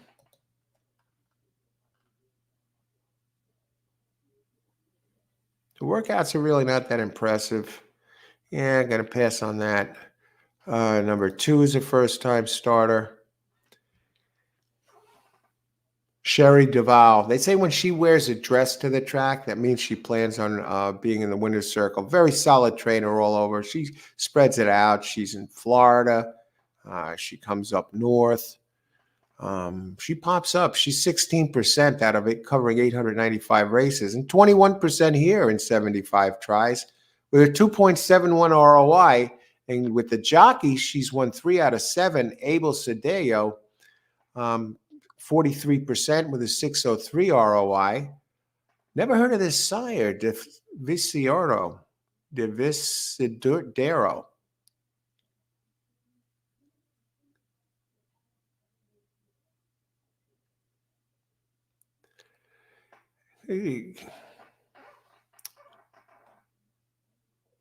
So as the first-time starters, I'm going to list the 2 of them, 1 and 2 on the right with circle to keep an eye on them. I'll put an M next to this one, the one for Maker. So we'll look at those because both of them have decent percentages. And this is a maiden special weight race. No jockey named yet for the 4. Trainers 14%, 11%. Ian Hardy, first time out 3-year-old, 7%. We'll pass on this one for now. 5, Dirt Horse, considerably slower for Joe Sharp. He's been running routes. And how is he going from dirt to synthetic? First synthetic, 10%, dirt to synthetic, 15%. I still see the others as faster. Number 5 has to be considered because of the big jump in the early speed. Ran a nice race wide, 5.5, dueled, and he still got second. So I'm going to put 5 in there. I know that it has experience.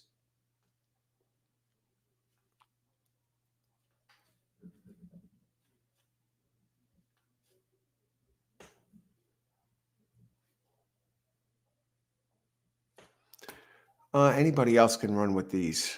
Anna Navarrete, first-time starters, 3-year-olds, has won once out with a bomb at a 9 tries, as evidenced by its 20.60 ROI.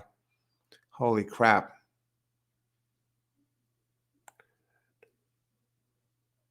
Must have been like 44-1 or something she won with. 7% at Turfway Park. Get Stormy is the... Yeah, I'm not going to go there. 11%. I see others stronger. We got Maker in here. Sherry Duval, the 5 with a big number last time. Nicest Pie gets Lasix for a 14% trainer. Danner. Lone dirt race at Colonial was horrible. Sintra, Mark Cassie. Moving in the wrong direction. Has a few turf races. Can't see it to win. Good breeding. Declan Cannon is the jock. 0 for 12 here for the season. So 0 for 12 going back at Turfway. Aldora for Catalano makes its second start at Tapeta. I will list this one So far as second choice, at least it really took to the Tapeta. Finished third, only 3/4 of a length back. Gets Orlando Mojica up. Together, they're 27% in 30 tries with a 2.87 ROI. So they work together. Has the Tapeta experience. I'm going to list it. I'll list it second as my second choice now, but I'll think twice, and I'll put it 2 times next above the both of them in the middle, because this one does have the Tapeta experience. The trainer is outstanding in these situations. 10, first-time starter, poolside with Slim. 4% trainer. Churchill out of Ireland is the breeding. First time out.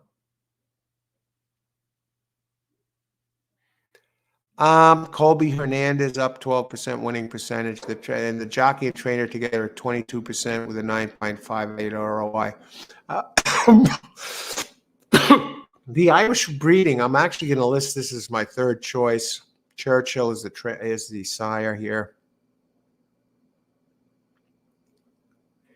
And it's a new sire, and it shows no synthetic record. It's for example, first time turf, its offspring wins 14%.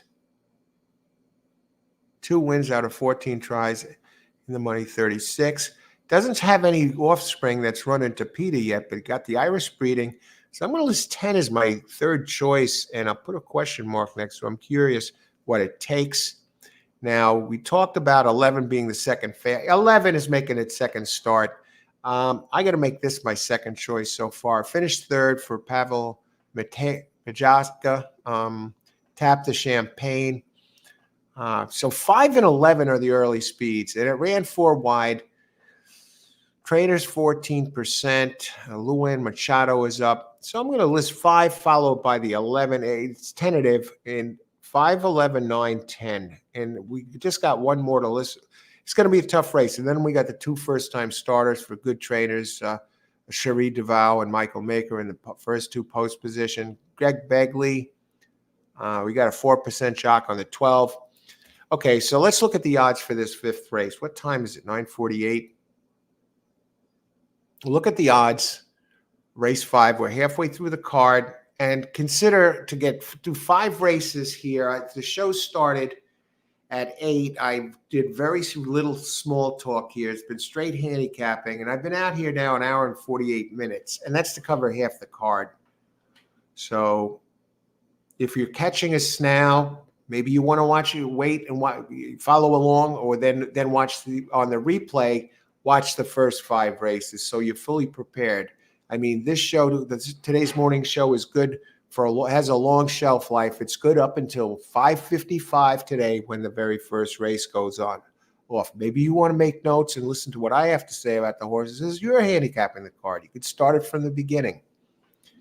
And then make the adjustments you see fit. The 5 I see is my top choice. Outspoken opens 5-2. I saw 11 as my second choice.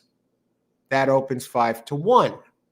And my third choice, Aldora, the Irish bred, is actually the second choice at 9-2 with Mojica and Catalano. So the line maker seems to be on the same page as me. And I had the 10 with a question mark. 10 people with Slim,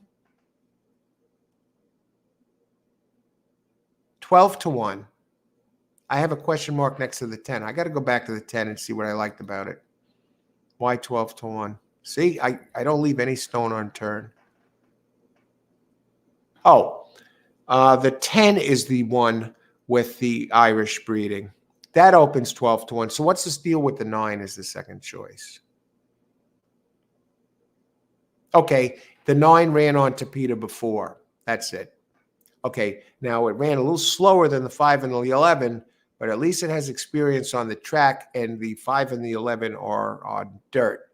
So this one has run here before at Tapeta early December, finished 3rd, 3/4 back. So those are my others. How about the first-time starters, the Michael Maker 1 and Cherie Duval number 2? 8-1 for the Maker horse, number 1. So he's one of the earlier choices as well. And number 2, Sherry Duval, 15-1. And at this point, we have covered half the card.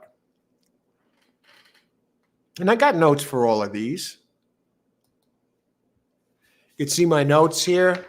Those of you who followed us before, the right column is the early speed in order. I have 4, the 3 underline because it's a giant early speed edge. And on the left, I have the horses I like best, the ones with the best chances to win listed in order. If there's a dash between them, like in the 4th race, I say it's either between 3 and 11. 11 has a really big trainer. But I list them in order. Now you see my race 5, I have 1 and 2 circled on the right. Those are when I have a circle like that. The 1 and 2, they're first-time starters. So it's like, see the board, check the board. And I see Austin's here. The 13 horse, Amos, nice works and a huge percentage jock. Okay, now the 13 is an AE. Now, I'm glad you mentioned that because I stopped at 12, Austin. Thank you. Let's just look at the 13. Mike Amos, first time out, 3-year-olds, 13%. Let me look at the works. What's right is right. Okay, I didn't see that. It gets Morales up, who's 20. Amos is 20% with Morales. And he wins 13% first time out with 3-year-olds. I'll tell you what, and he wins 25% overall. And the sire, Cantharos, decent trainer, would be posted way outside.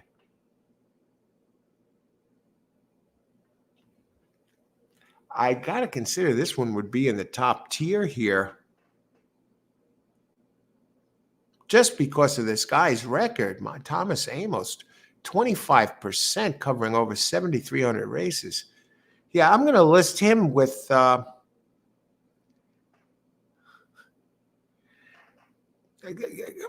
going to list him on the left side too. I mean, he could. This one can't be ignored. And now let's check the workouts. Thanks, Austin. Okay. And that's telling me one thing there. 9 of 14, 103, the workouts. Maiden special weight, Amos is 18%. If he gets in now. So scratches are key. Does have a first out of 44, 46-1. Looks like he really worked it heavy that one time, December 1st. And he's kind of taking it easy. 5 furlongs in a minute flat. Last race, it looks like he just took him out for a jog from the gate. 9 of 14, 1.03. I'm going to list that one right up there. I think you got to. The 10 has that Irish breeding. But I will definitely put the 13 before the 10. And the 9. I'm going to make him a co-third choice with the 9. And maybe, the 4 of them you have to use. And let's look at the odds of the 13. The workouts are good. 5-1. So it's one of the favorites and has to be respected. I got it. I did it. I just looked at it. I think he's a win contender here, Austin. I like 5 best, 11 second, but I'm not sure. They're both the fastest too early, and the 9 is the 3rd fastest early. But the 5 and 11 are dirt horses, and the 9 is the only one with the Tapeta race, and that finished 3rd last out. Now you get this 13, and this is going to be a tough race, maybe even a pass race for me, because already I have 6 horses listed here, and I got a bunch of them are first timers, and the others that show really good speed and really good races, the fastest races, they've never run on the synthetic. So, yeah. With that in mind, I'm really getting hungry, and I want to make sure I'm sharp. I'm going to step away for a pretty short break. I'm going to have a quick bowl of cereal and come back and handicap the rest of the second half of the card. I want to thank everyone for joining us. We're going to be doing a Turfway Park show tonight at 5, going live at 5:30. So I'll be back in a bit. And, hey, thanks for joining us. on the morning show today. New show just started last week. A horse racing show covers different topics.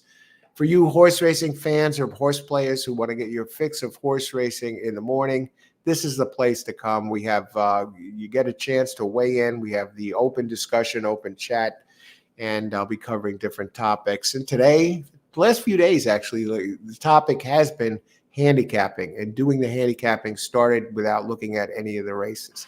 Okay, so we'll be in a bit. We'll be back in a bit after having something to eat, and I'll be all fueled up and ready to go for the second half of the Turfway Park card for tonight's Turfway Park show at 5:30.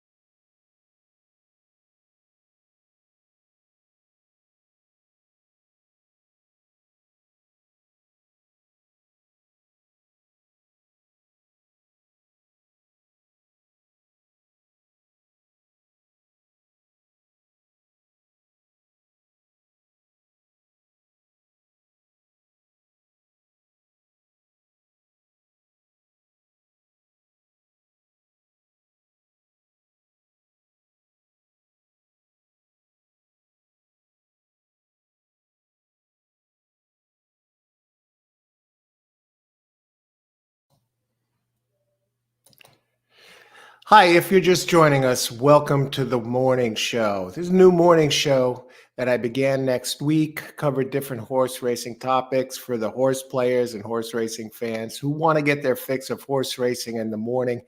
And we're back after a brief intermission. The morning show is new. And like I said, just began late last week. Normally, I'm up early and I have breakfast around 9 or so in the morning.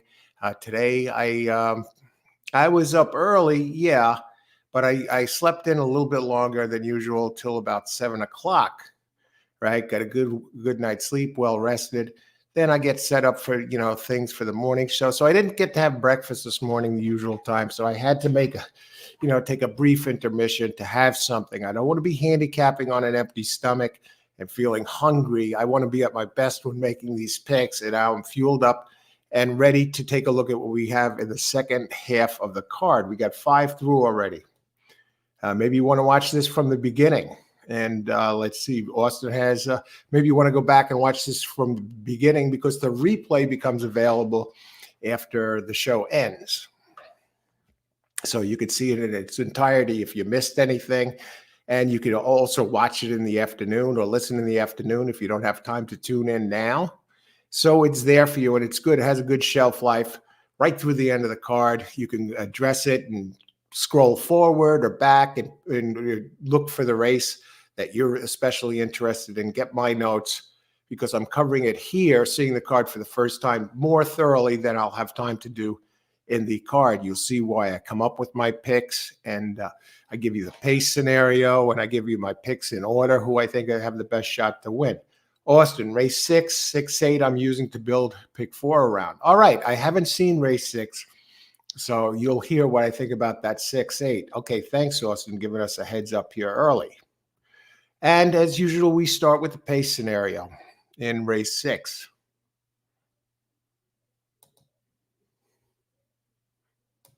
Okay.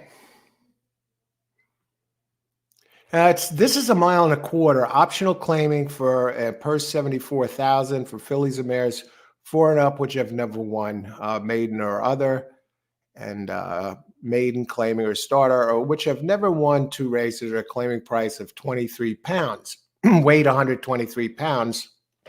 Now, when you see a 4 and a 5, difference between a 4 and a 5-year-old, this race favors the 5 and up, I would say, because these just turned, they just got their ages bumped up on January 1st. Everyone gets their, and most of these horses are born between March and May. So they're not getting the weight break. Just a few days ago, the 4-year-olds were considered 3-year-olds. And the 5-year-olds were considered 4-year-olds, and the 3-year-olds will get a weight break. But now they don't get that weight break.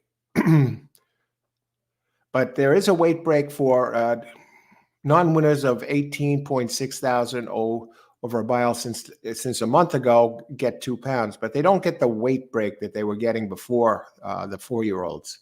So keep an eye on those 5-year-olds now because it's just a few days removed. And as far as the pace goes in this race, how many entries we got here? We have 8 entries. Okay, this one shouldn't be too bad. Okay, it's a small field for Turfway. As far as the pace goes here,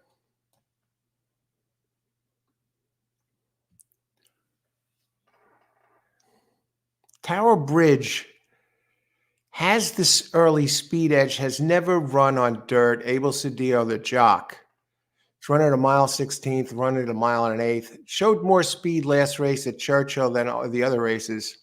Faster than Saratoga. Monmouth, it ran pretty quick. Monmouth is a notoriously fast track. Always near the front, never takes the lead. The 1 has a little speed. No dirt experience. Not as fast as the 4, though. And the 8, Little Dixie, has shown a little bit of speed. And it has run onto the Tapeta before.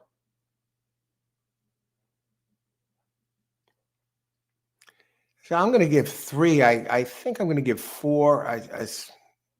4 a slight edge over the 8 as far as the speed goes, and I'll list. Um, oh, that's as far as I'll go there.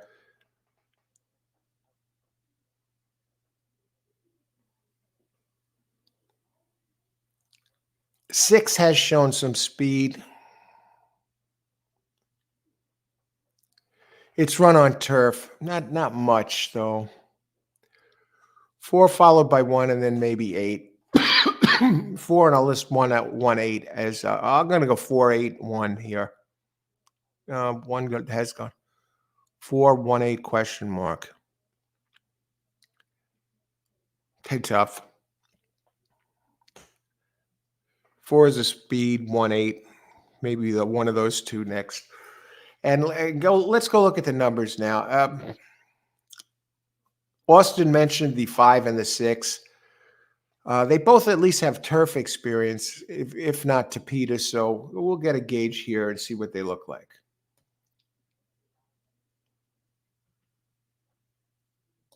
I want to thank everyone for joining us here today. And we're going to be going live tonight, so let's win some money. Okay, one has run some good. Michael Maker has run some decent numbers. At least it looks consistent. It ran its fast numbers. Turf races were decent. 2 back and finished 5. That's an allowance 101K. And at Kentucky Downs, been a second by a nose at a mile. Okay, so we got a benchmark here. Certainly faster than the 2 and the 3. The 4 has a wicked race, fast race on dirt at Monmouth Tower Bridge. Sherry Duval did win by 7.5 lengths. 4 wide first turn, vied for the lead, 4 wide, dueled 3 wide, and pulled away with 1 mile and a 16th left, and at the 1/16th. The race 3, has that one really big race, and it's never really recovered. Bounced at Saratoga, finished 7th. This is for Sherry Duval, and she does get Abel Cedillo up. Together, they're 3 for 7, 43%, and Sherry is 21% and 75 tries it. Turfway, now it seems to be circling forward, so I'm looking for improvement, and it hasn't run on turf before. How about First Synthetic? 25 races, she's won 5 of them. First Synthetic with a 2.17, and she's good at getting them to on synthetic overall, she's 20%, and she's also 20% getting them to run first turf. So I'm going to list this one as a question mark, and listed. You got to consider it. I'm sure that race in July at last July is a standout. Maybe it needs a little time to get back to that. So I'll list 4 in there, but 1 is definitely quicker overall, with the exception of that 1 race in July. 5, Avita. It's run on turf twice, or 1 by a neck at 1 mile and a 16th. This is 1 mile and a quarter. They finished up late well. Its fastest race was on dirt, 2 back. I'm almost inclined to say that I like the 1 better than this one. The Maker entry.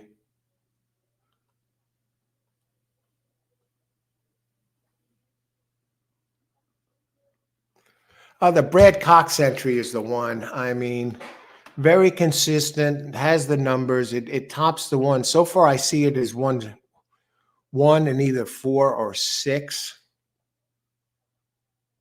I'm not crazy about the turf races for the 5. Axel Concepcion, you get the weight break there. And Axel and Brad Cox together are 38%. First time synthetic, Cox is 22%, 24% overall. Excuse me. So far, I see the 6. as the best.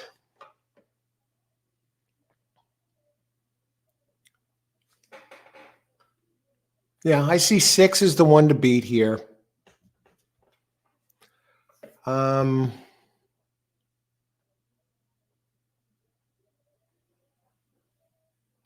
6 followed by 1.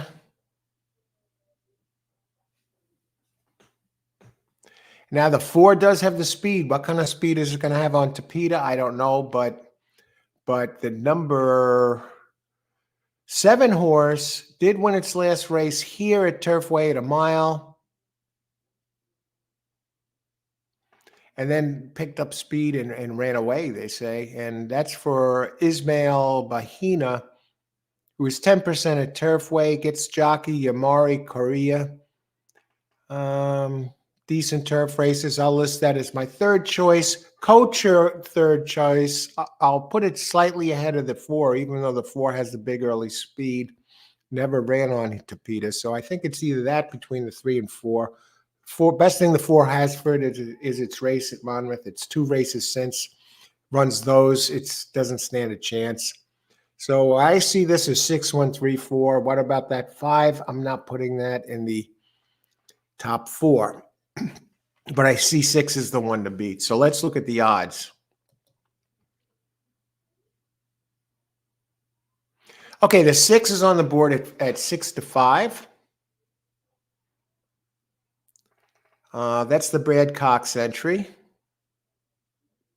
And that makes sense. And the 1 with Michael Maker is the third choice at 9 to 2. The 3, I have, am I seeing correctly? Did I mean the 3 or the 8? Let me just look at this a second. 3.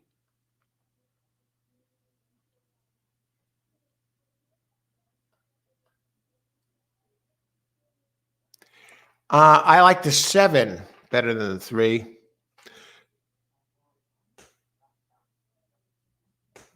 Actually, for the third choice, I'm going to put 3, 7.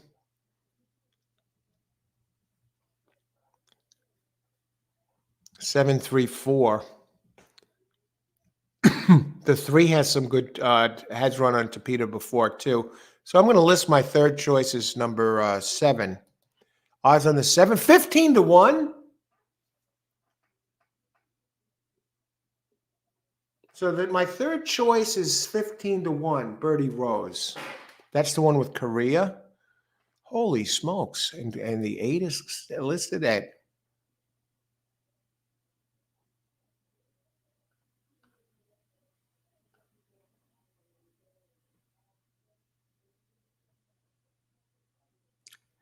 I mean, you got a scramble coming for home here. 7, 3, 8, 4. I mean, I see, if you can get 1 and 6 home.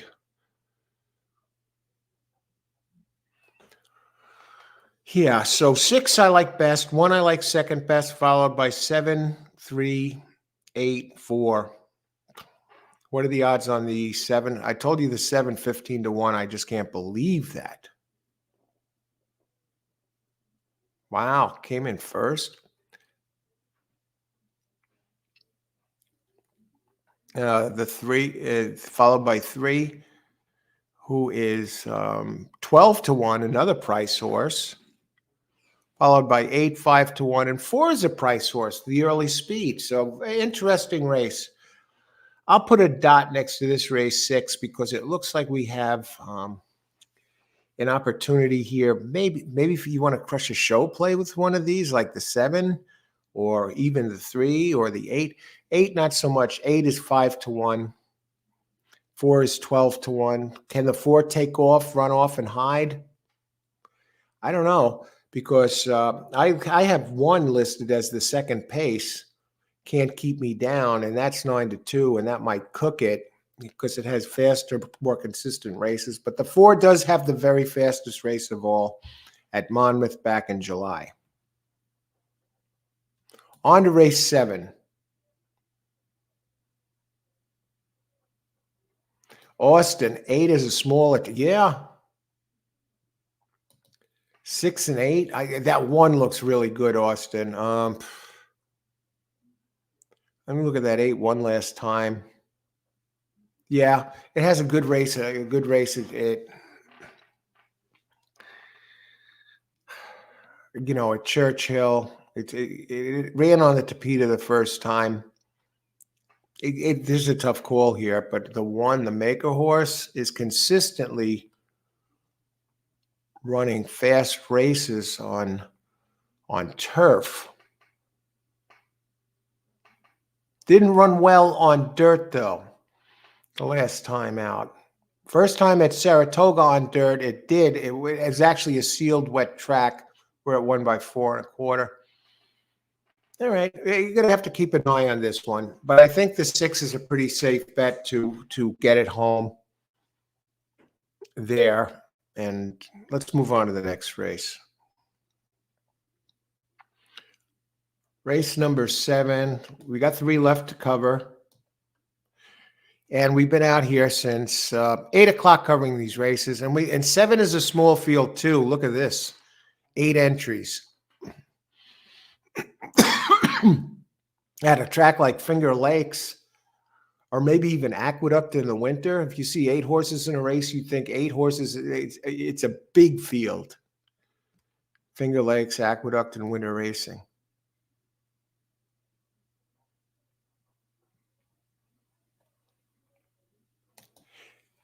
Okay, race 7. 6.5 furlongs, 4 and up, claiming price 20,000, purse 30,000. 8 entries in here. Let's look at the pace.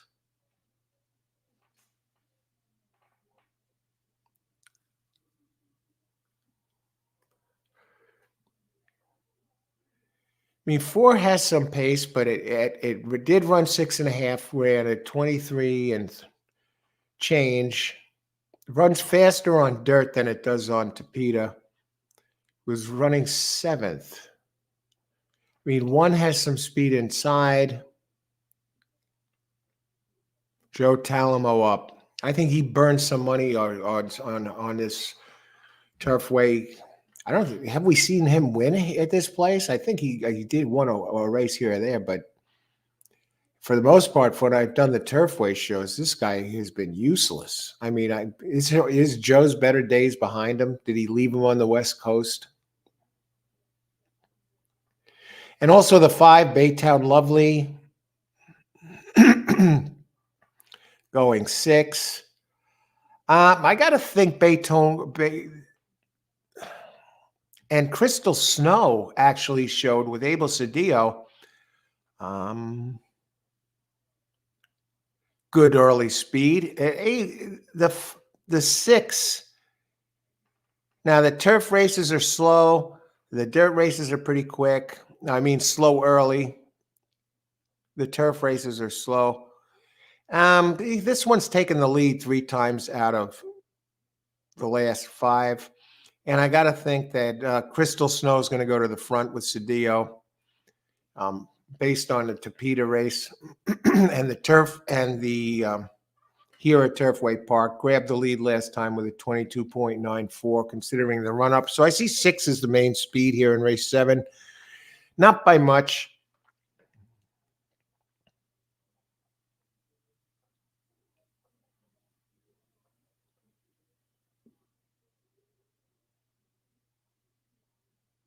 Just looking at the 4 again.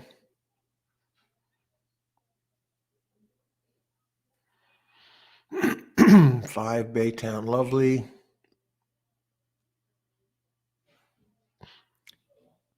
At 4 and 5, I'm not sure which one is going to be the next fastest. I'd say maybe the 5. 4 and 5. I'm not sure who's going to be next fastest. I'll say the 5. He's more inclined to go to the lead. 5 followed by 4. And let's take a look at the speed figures here for race 7 and the trainers. Race 7. Okay, 6.5 furlongs, claiming 30. Okay, 1 looks slow. 2, Crystal. I started at the middle of the pack here. Race 1. 1 does look slow. 2 ran a decent race. Collect All for David Christopher. It was on dirt, on a good track. Maiden Claim. Moving up for Christopher Davis, a 15% trainer here in 26 tries, 14% overall. First synthetic, he's 18%. Dirt to synthetic, he's 15%. Walter Rodriguez, he's 18% jock. And in 19 races, they have won 4 together with a 3.53 ROI. Very good race, the 2. I guess he's going to have to come from behind.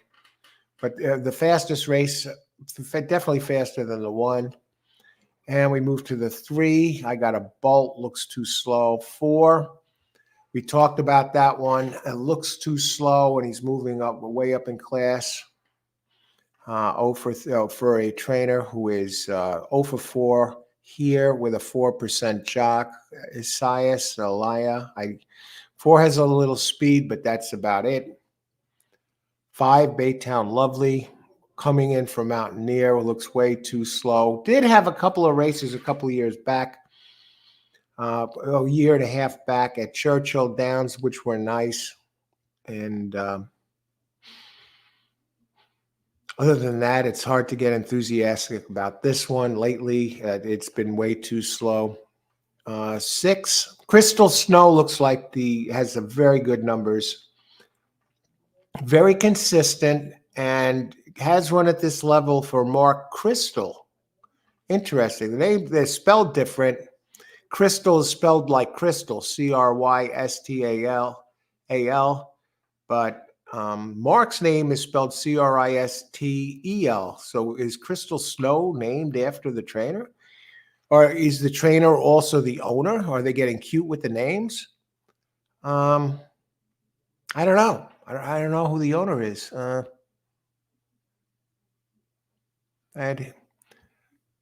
me see. Maybe I could tell. Wait a second.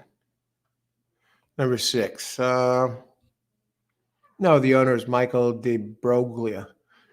No, that's race 7. Hang on a second. Okay, wait. I'm not seeing the owner. Okay, 6 so far, though, is a standout. Number 7. I think this one likes it longer. Nice horse. I think this is a stepping stone race. Running a lot on turf routes. Its sprint races were not as quick. 8, horrible. I'll go this far. I'll say 6 is the speed and also the fastest. I think 6 is a wire job potential, followed by the 2. I'm not going to beat this one to death because the next shot is the next horse is a coin flip for the 3rd position for now. So we'll get, and we don't know who the scratches are going to be yet. And so let's look at the odds of this race. The odds in this race, Crystal Snow is the favorite at 5-2, and the 2 that I liked is actually the second choice at 2-1.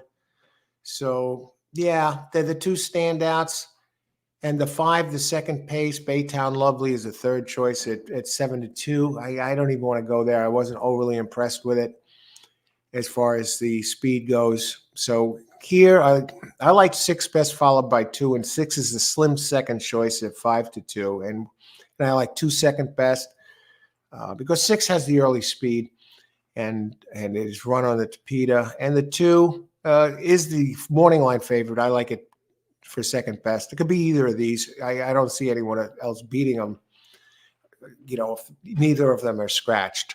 So we move on to race 8. Race 8, we get back up to speed here. 12 entries and 2 AEs in case there are any scratches. So race 8, let's talk about it. Let me get to I see some people are commenting. Race 6, Anthony Littlewood. Hey, good morning, Anthony. How's it going?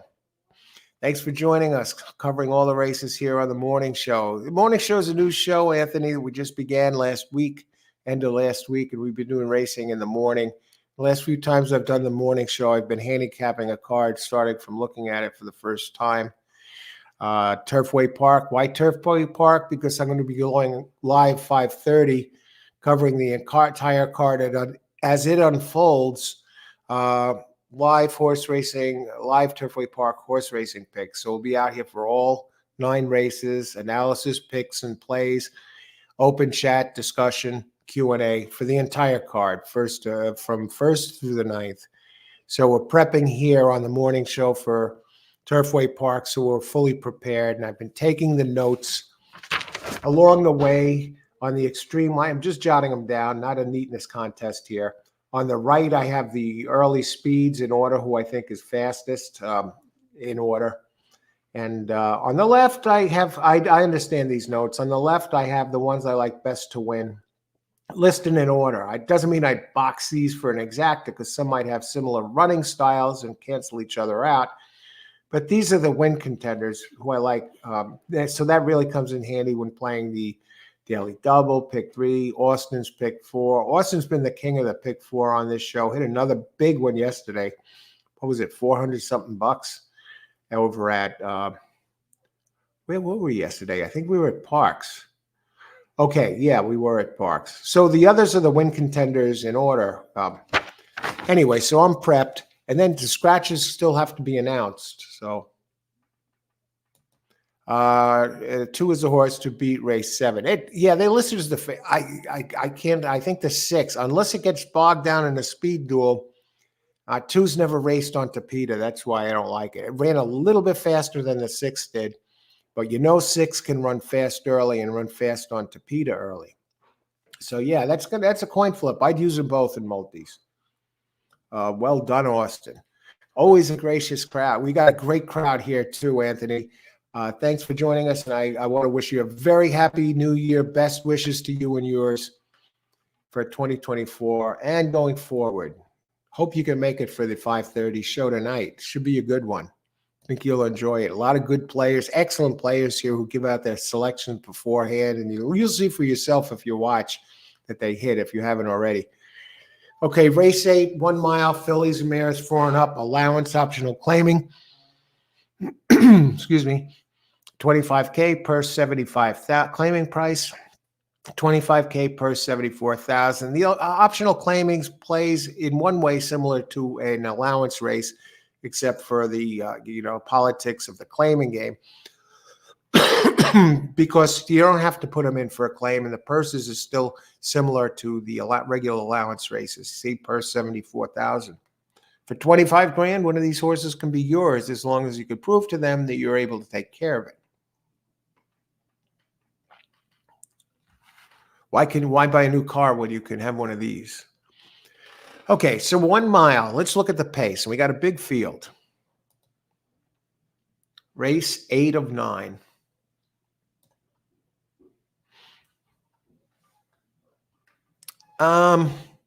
Here's another one. I look down these and I try and look at the PPs and the running lines.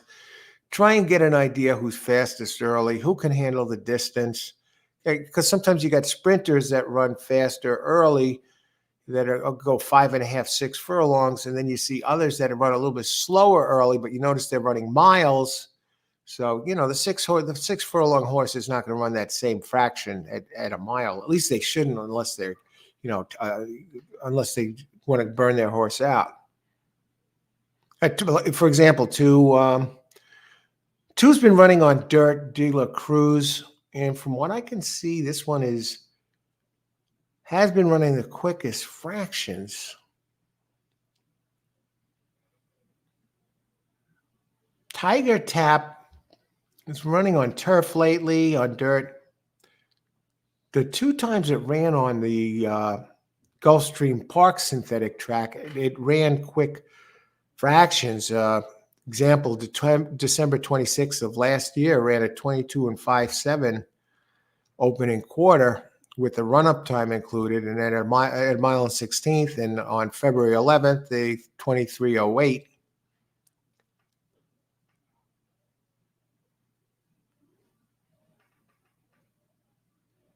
So that one showed some speed. It runs quicker earlier than it does on dirt and turf.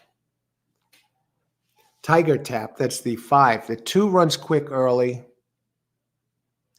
But is there any pure front runner, one that likes to go to the front? One of the AEs is that type.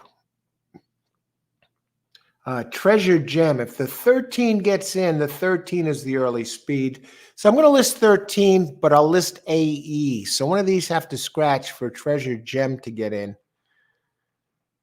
And I'm going by its, the early speed it showed. It even showed early speed at 1.125 on turf at Belmont, May 7th. So I'm going to list 11. It goes to the front, Treasure Gem. It's number 13 AE. So, yeah, it's the early speed. So we don't know if it's going to get in there or not. Followed by 7.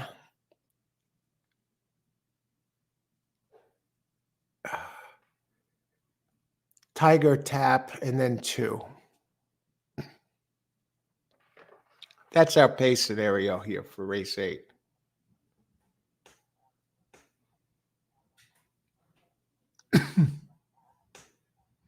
The 2, we're not sure how it's going to take to the synthetic. It's only run on dirt. I'll put 7-2 with a dash because we're not sure about it. And who knows? And now we'll take a look at who the speeds are here. Speed figure wise and trainers, and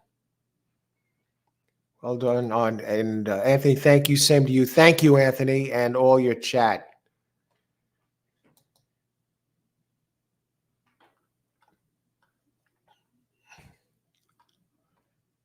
Okay, let me bring this up here. Okay, let's go to the start charts. We got a mile race here. Race 8 of 9. So we're just about on the books here. You could always watch this again. The replay becomes available minutes after this is over. Okay. Okay. Number 1 is out of Super Saver. 2 has a nice clean running line for Brad Cox. And this one could be the speed of the speed. That's why I have it with a 7. And it can get the distance. It has a win, a second, and 2/3 out of 6 starts. The other finishes were a 4, 3 1/4 back, 9 1/4 back. No, 5th, 10 back. What happened there? That was at Ellis Park. Gets De La Cruz up. Brad Cox and De La Cruz together are 29% winning percentage. That covers 670 races. So they work, it's not a mirage. They're doing this over almost nearly 700 races. And Cox is in over 230 races, wins 27% here. And going back his last 8,300 plus races, he wins 26%. Like, what can you say about this guy? Is this guy really the best, maybe the best trainer in America right now? And he wins all over. He races all over the place. He's on the West Coast. He's up and down the East Coast.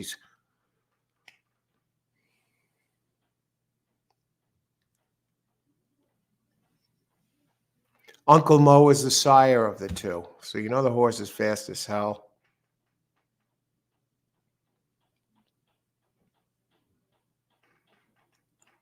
Uncle Mo, his offspring on synthetic, wins at a rate of 16%.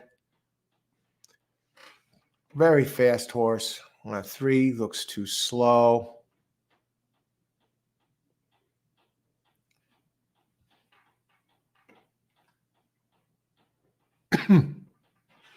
Eric Foster, the trainer of the 3, 11%, but he doesn't look good by the numbers.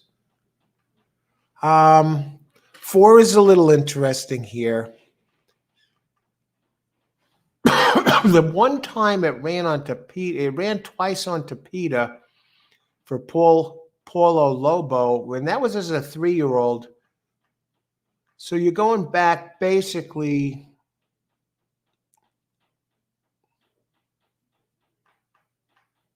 a year and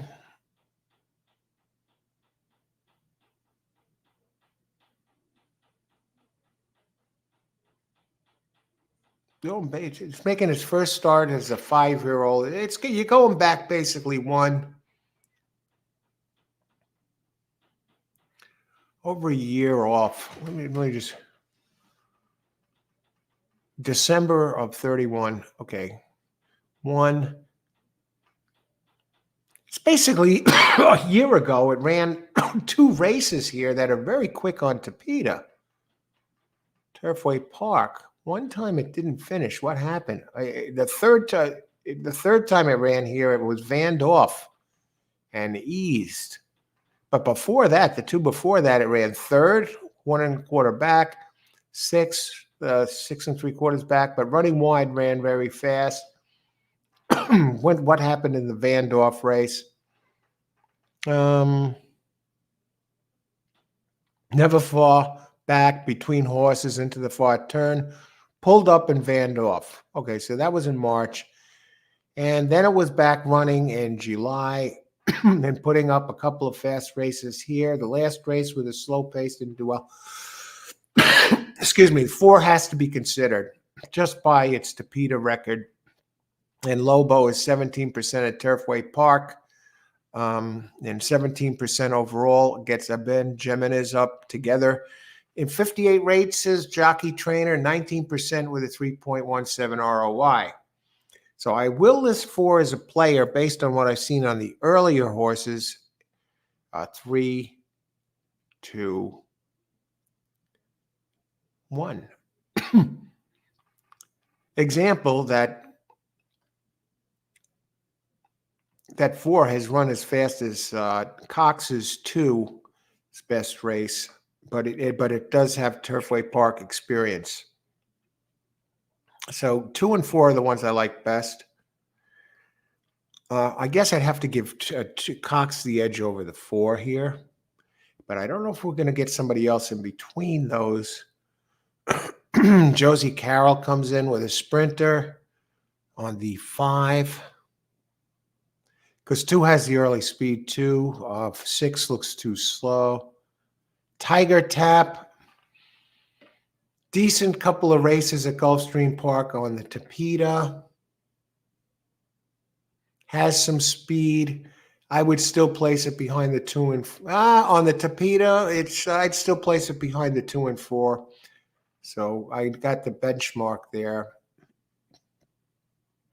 Around the Sun for George Arnold, Colby Hernandez.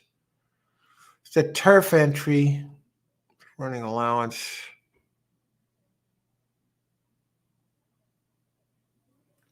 Tell you, they really make it tough here. Wave Skipper number 10 has a very fast race 2 back on dirt, but that was a sprint. Routing, it's not as fast as the others.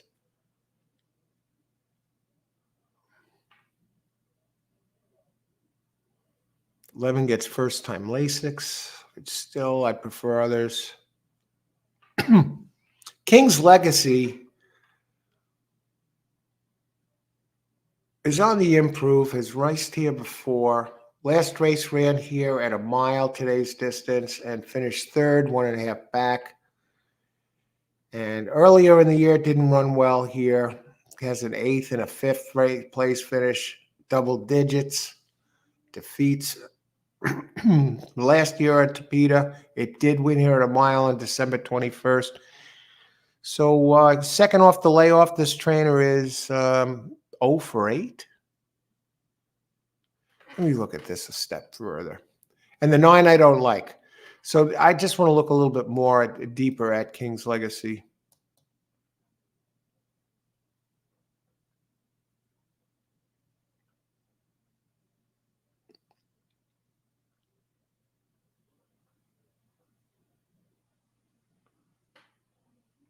I want to look at the 5 and the 7 and King's Legacy.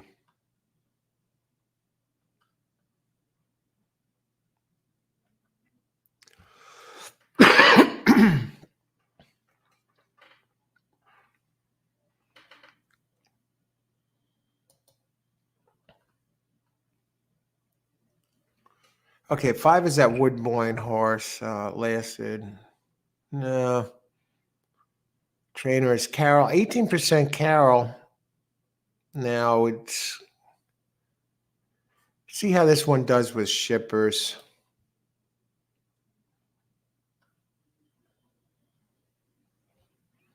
Shipping, 21%. Got to be respected. And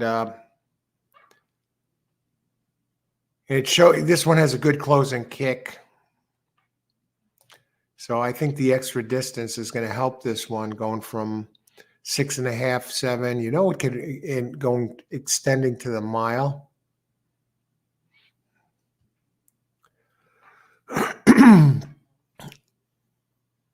I'm actually gonna move this one into the second slot, the 5 behind the 2, in a coat.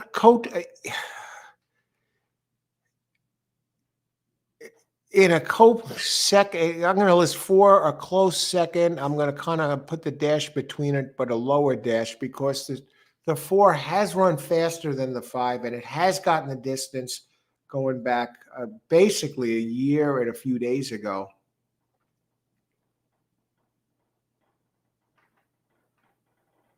A year and 3 days ago. No, yeah, a year and 3 days ago.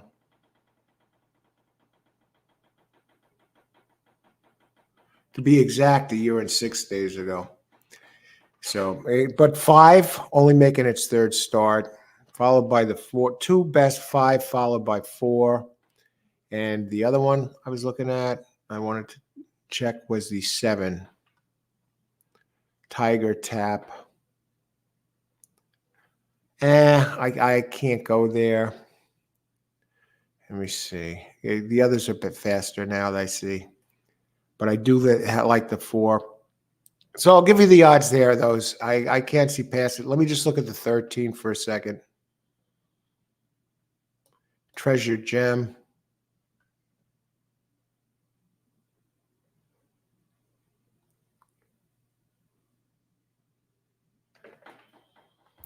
This is speed. That's all I can say about it. It runs okay on Tapeta. If I had to get somebody, if 13A gets in, I still see the others as faster. Ben Colebrook, 15% trainer. Juan Machado, good jock. Together, the 13%. A little interesting stat about this one, the 13A. Adding bandages out of 40 tries, Colebrook hits 28% with a 3.20 ROI. So I'm going to list 13A fourth if he gets in. That's the question, the AE. Okay, now let's look at the odds of these. So I got 2 best, 5 second best, 4 third best, and 4th best 13. Let's bring up the odds. Race 8. Okay. 2 I like best. 5-2, Brad Cox. 5, tag team, 3-1. Wow, I'm on the chalk. So far, I'm in line. 4 I like next best. Here we might get something. We're getting 10-1. I mean, the only black eye this one has was getting Vandorf, but it looks like it got stuck running between. And it was nothing major because it was back running again in a couple of months, 2-3 months, and it's run some fast races on turf since then. Its last race on dirt wasn't good, so you got to think that turf and Tapeta is this one's game. Now, why did it run on dirt in the first place? That's the one last thing I want to look at before I get to the 13. Was it like scheduled for turf? Yeah, it was probably going to be scheduled for turf, and it was a messy track, got moved to a sealed track, and lo and behold, it did crap that day.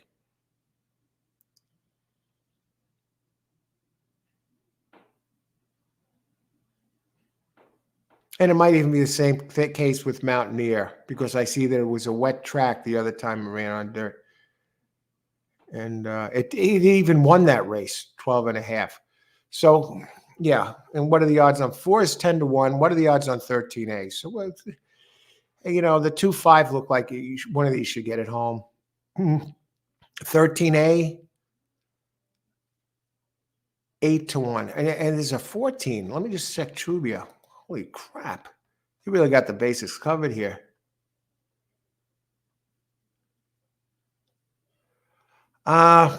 No Tapita to show. It did run to put up a nice number at Kentucky Downs, finishing second, 2 back. But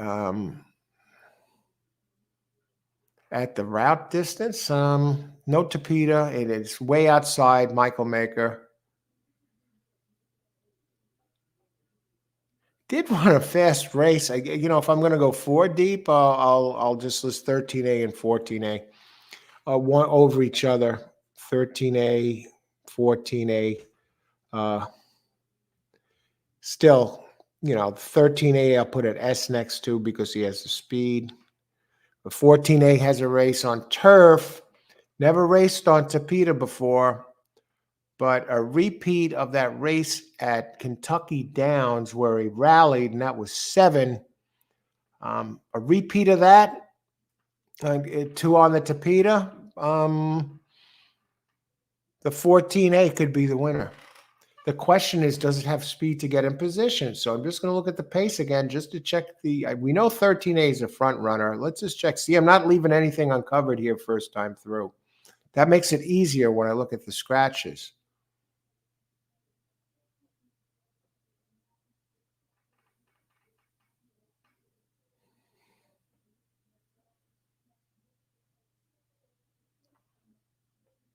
That one showed speed, but it showed speed. It shows speed on dirt, not really on turf, and no Tapita to show for it.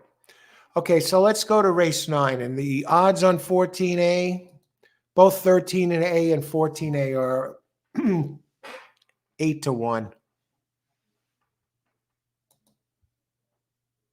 And at least Treasure Gem, we could see that the 2 times it did run on Tapita, it was the leader at the first call. So I prefer 13A there.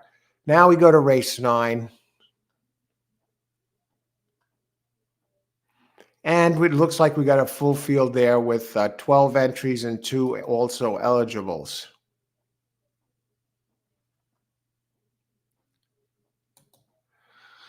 Okay, let's talk about race 9. Race 9, 6 furlongs. Okay, we got a sprint, full field, maiden claim 15,000, purse 23,000, and for maiden fillies, 3-year-olds, only for 3-year-olds, weight to carry 119. So remember, these 3-year-olds, just 4 days ago, they were considered 2-year-olds, and most of them are born between March and May. So technically, they haven't hit 3-year-old yet in days. So, but the horse racing, they bump up the age on the first, everybody. Even though I'm yet to see one that's born in January. Example, 1 is born in March, 2 is born in April, 3 is born in April, 4 in April, 5 in March, 6 in February, and getting Lasix. So that's the most mature horse. And in 2 months, the horses mature pretty quickly. So you figure maybe one born in February is a little more physically developed. Watch out. So 6 is the old one in the bunch. 7 in May, 8 in April, 9 in April, 10 in March, 11 in March, 12 in May, the youngster, 13 in April, and 14 in April. So the 6 has the most maturity of them. A lot can change in a couple of months in the horse's early development. So let's keep that in. That's not something I look for. It just came to mind to take a look at this now for the first time to compare months born for, juveniles. Okay, maybe that's an angle. Okay, so 6 furlongs. Let's look at the pace.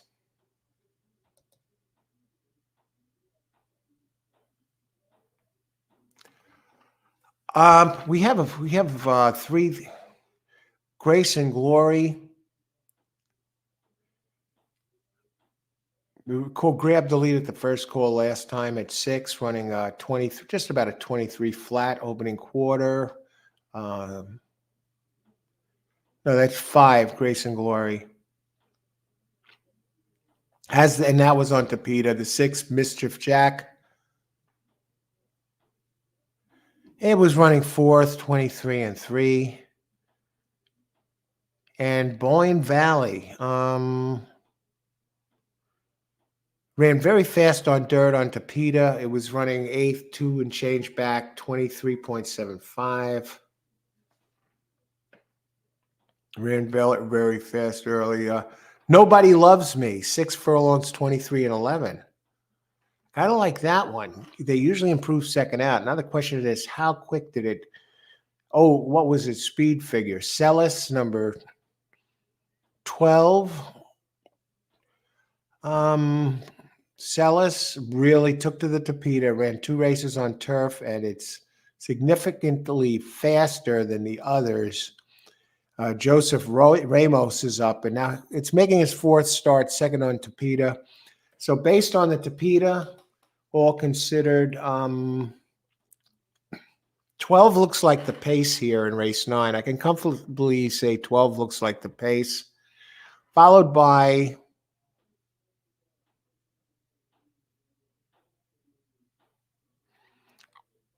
Grace and Glory, the number 5, who did grab the call first time out. I want to see if any others are really going to be pressing for the pace.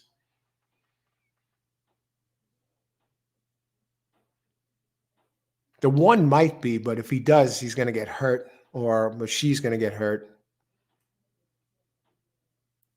You know, ran 6.5 and 23-7, so significantly slower than, say, the 12 Celis and even the other one that ran at the first call, Grace and Glory. Okay, so I think 12.5 is the main pace.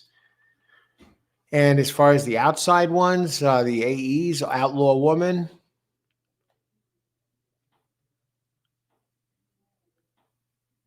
And the 14 is a first-time starter.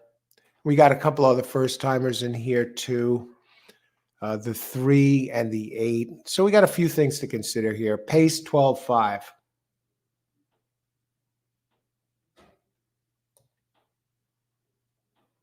All right, race 9. Now we can go down and look at these one by one. See who stands out for the win spot. We're going to be fully prepared for this card tonight. We're covering just one track today, and that's Turfway Park. We're going live at 5:30. I hope you all can make it, because I'm going to be working with these picks that I've done here on the morning show. I'll see what's going on after the scratches, make any necessary adjustments, and I'll be working off of these very picks. So maybe you want to go back and watch it from the beginning, or pick your spots, scroll, move the video to wherever it is on the replay where you figure the 9th race would be. And you hear me mention names of the horse, so you know what race it is. You can take a quick glance and say, oh, he's on. I want the 7th race. He's wrapping up the 8th, so I'll move it up a little bit. Yeah, I'll back it up a little bit, depending. Okay, race 9. Scarlet Miss. Maybe Wicked. Wesley Ward has a firster with the 3. First time out maiden claim. Now, this is very interesting. This is a $140,000 horse. And its first race out of Candy Ride, a very strong sire. And they're making its first start in a maiden claim 15K. What is up with that? What is this horse not working out? He's slow to get to the starting gate. 5 furlongs, 102.2. 4 furlongs, 49-1. No bullets to show. I mean, he's no star of the workout track. 7th of 7, 103.3. What's wrong with this horse? And it's slow to get to the starting gate. Very slow workouts. I don't know.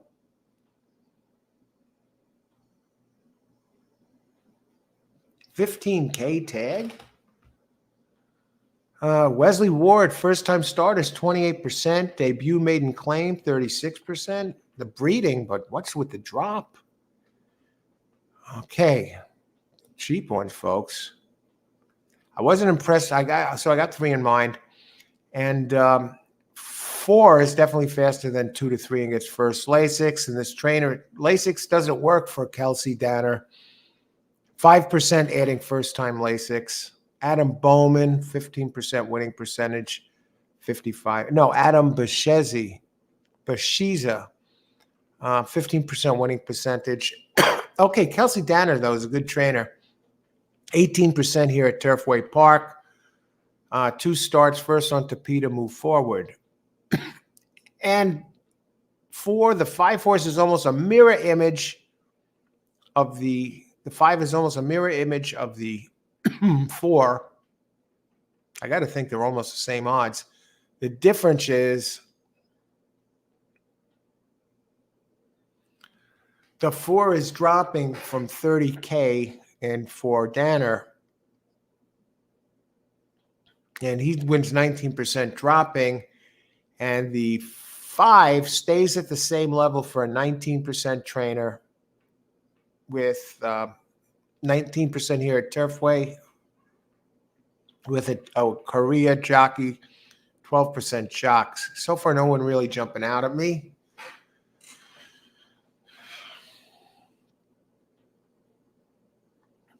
So for your you kitten horse players out there, this one has run faster than both the 4 and the 5. Now, remember, I said the 5 has some early speed, so you may want to keep that in mind for Contreras. But the 6 is a little faster. Splitting hairs between these horses, folks. The 7 is moving up, gets Lasix on. And this trainer first race after the claimer change, Tiana Richardville. She's claimers up in class, 7%. Jockeys at 12% winning percentage, gets some Lasix. Lasix on. So it doesn't sound like it's first Lasix. Lasix 0 for 3, no real track record. 8 is a first-time starter for a weak trainer. Never even heard of the sire. The jockey is a 3% winning percentage, pass.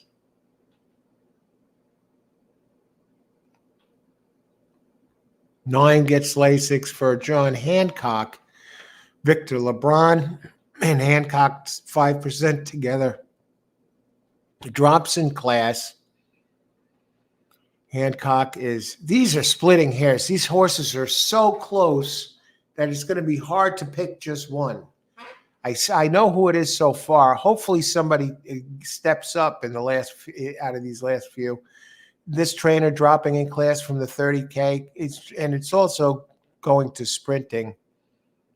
I mean, it's 4 races, an 8th, a 6th, a 9th, and a 6th. 3 of them by double digits, and 1 by 7 1/4, and another by 2 1/2. Dropping in class, still 9% doesn't seem to help Hancock, but he is 13% here in 216 races. Another one that's practically a mirror image of each other. Lasix on, John Ennis, 12% trainer with Edgar Morales. Together, they're 13%. What about the 12? Give us something. No. Broke sharp outside. Then 11 has some early speed. And we'll go to the 12, who looks like the speed of the speed, but I think 5 is better than the 12 on Tapeta. Outlaw Woman, number 13, the AE. What a race they give us in the last.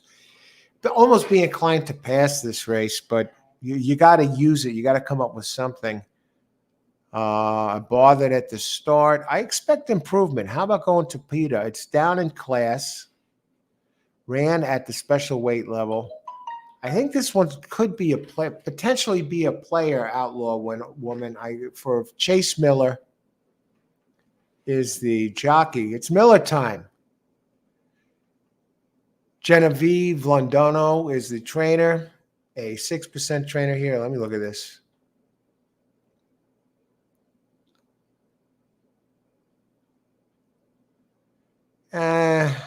I I don't like the dirt. I don't like its early pace.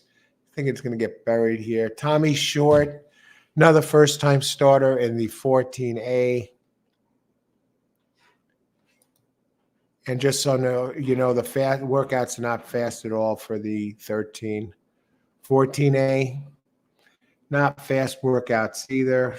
Got a Tommy Short, 1% trainer, 1 win in 110 races, fast. So we'll pass on the 13A and the 14. And now we're going to try and give you the top. I'm going to give you my top choices out of these.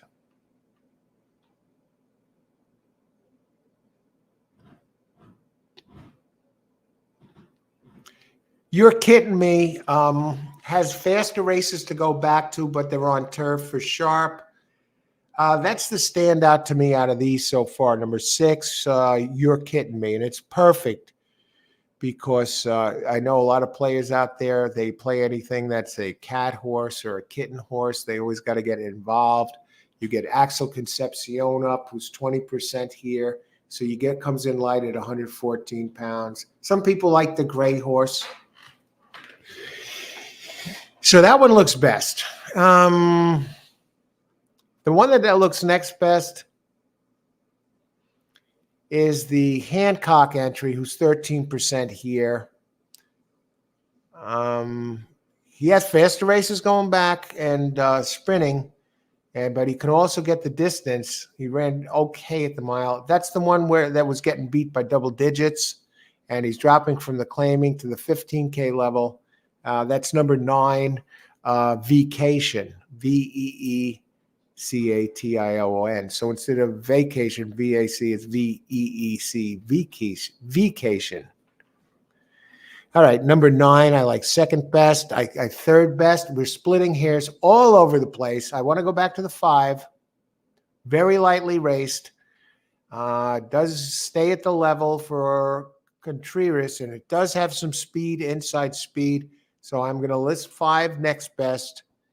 And I'll actually put it slightly. I'm going to put 3-5. I'm going to go 5-3. I'm not sure why Cox is dropping the 3 in for 15K when it cost over 100K. And I'll put a question mark next to them both. So it's a tentative race, but I like 6-9 best. And now let's take a look at the odds. Next step is seeing who gets scratched. Okay, I like 6 best. Let's see what we got. 6, You're Kidding Me, 9-2. All right, getting a little bit of a price, but it's a big field. Who do I like the second best? Number 9, Vacation, 20-1. Let me look at this. What kind of pace does this one have? He has the second best race, and he has turf races that are just flat out faster than the others. Let me just. Whoa. 20-1. This is my second choice. That's another thing. If you're just joining us, I make sure not to look at the odds first. Don't want to get swayed or anything. I do the handicapping. Then I just happen to see what the odds are. No. The 6 is the one that has the turf races that are faster than the other. But this one is dropping from 30K and had good position. He flattened. Last race was at a mile. 2 back on turf. He came in second with a nice race. I just want to see where he fits in the pace scenario here. Where the 6 fits. They're not the early speeds. 6? You're kidding me? All right. He'll be, last time he was running 6 back at 6.5. Did a 23.7. You get Angel Caps, Axel Concepcion. And what's the other one? 9. 9 actually, Vacation. I mean, on dirt, much faster on dirt. Like he was a first call horse in his first race. Her first race, 5.5. We're in it. No, vacation. 22 and 5. We ran a 24.67 at a mile. So you can gear that back a bit because this is only 6 furlongs, but it's fast enough to be involved. You got some firsters in here. The 5, I mentioned it. 5 is probably going to be the speed.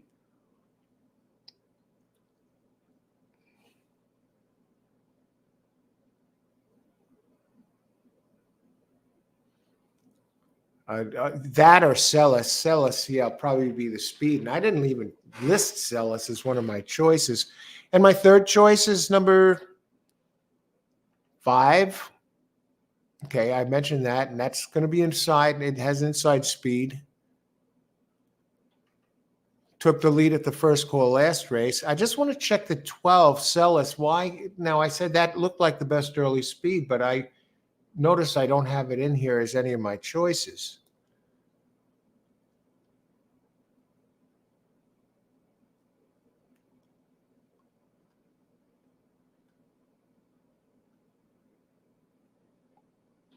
Yeah, because it's too slow. That's why. The one thing, though, it does have going for it is that the trainer is 13%. And the trainer and jock together, Joseph Ramos, they've raced 27 times together with a 26% ROI, with a 26% winning percentage, with a 4.57 ROI. Trainer 13% overall in 163 starts. You'd have to steal it on the front end. Okay, so let's go. Well, let's see. What are the odds on the 5? And then my next fourth choice is between the 5 and the 3. So I said the 9 opens 20-1. So I am going to circle this race because I think I'll circle the 6 and I'll circle the 9 to the right and I'll put an S within the 9 as a show. You see what kind of prices you're getting there. Second choice, 20-1. And the 6 is, my first choice is 9-2. And the co-third choice is 5 and 3. The 5 has the early speed inside, open 6-1. And the morning line favorite is the first-time Cox starter, the one number 3 at 7-2, dropping from 150K purchase to maiden claim 15,000. There it is, folks. All 9 races per Turfway Parks. Turfway Park.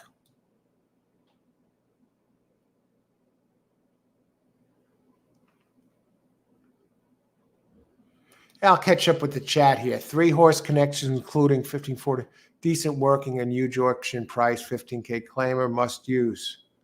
What 3 horse connections? What race is that, Austin? Race 8? I don't know. Race 9.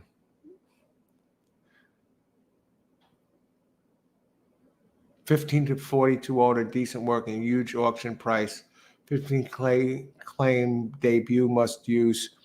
Yeah, you got to use them. I'm going to use. I have them listed as my co-third choice, but I agree with you. You can't leave it out. I'm just saying who I think have the best chance. But with the connections and everything and Cox, I agree. Race 9. Okay, Rodney. Hey, Rodney, good morning. Hope all is well. What race are you handicapping? You may want to watch this from the beginning, Rodney. So save the link or go there because the replay is going to become available. I've just finished handicapping every single race without looking at the card first. Turfway Park, because I'm doing a Turfway Park show today, covering just the one track. So I'll be going live at 5:30 for this Wednesday card. Good morning, Rodney. Good to see you, my friend. So you may want to watch this from the beginning to get the picks there. I think the 3 will scratch. I can't. Why would they give it away at such a price? The workouts are terrible, though. Everyone going to hammer and single the 6 and the 6th. I got 6 as my chop choice there. I'm tossing that horse because the graph has 2 horses that have the same numbers as the Cox horse. I have the, in order, who do I like? I think I got 6. I got 1, and third. I think I see it spread 7, 3, 8, 4. So basically, I have a 6 and 1 best, and I have 4 others in there 7, 3, 8, 4. All right, nice price. I thought the 9 here in the 9th race at 20-1. If you show players or box players, 2 rates a long shot. Look at race 9, 2. I'm going to get to that a little bit later. Let me just look at your 2 here while we're at it, Austin. But I'm going to be addressing this further after scratches. Race 9. Had a slow start, Darren Miller. It's Miller time. Gabriel Miller, 12%. He's considerably slower. We'd have to take a look at that later. I just don't see anyone going. We'll take a look at that later. That's the best I could say there about this now. We'll know more.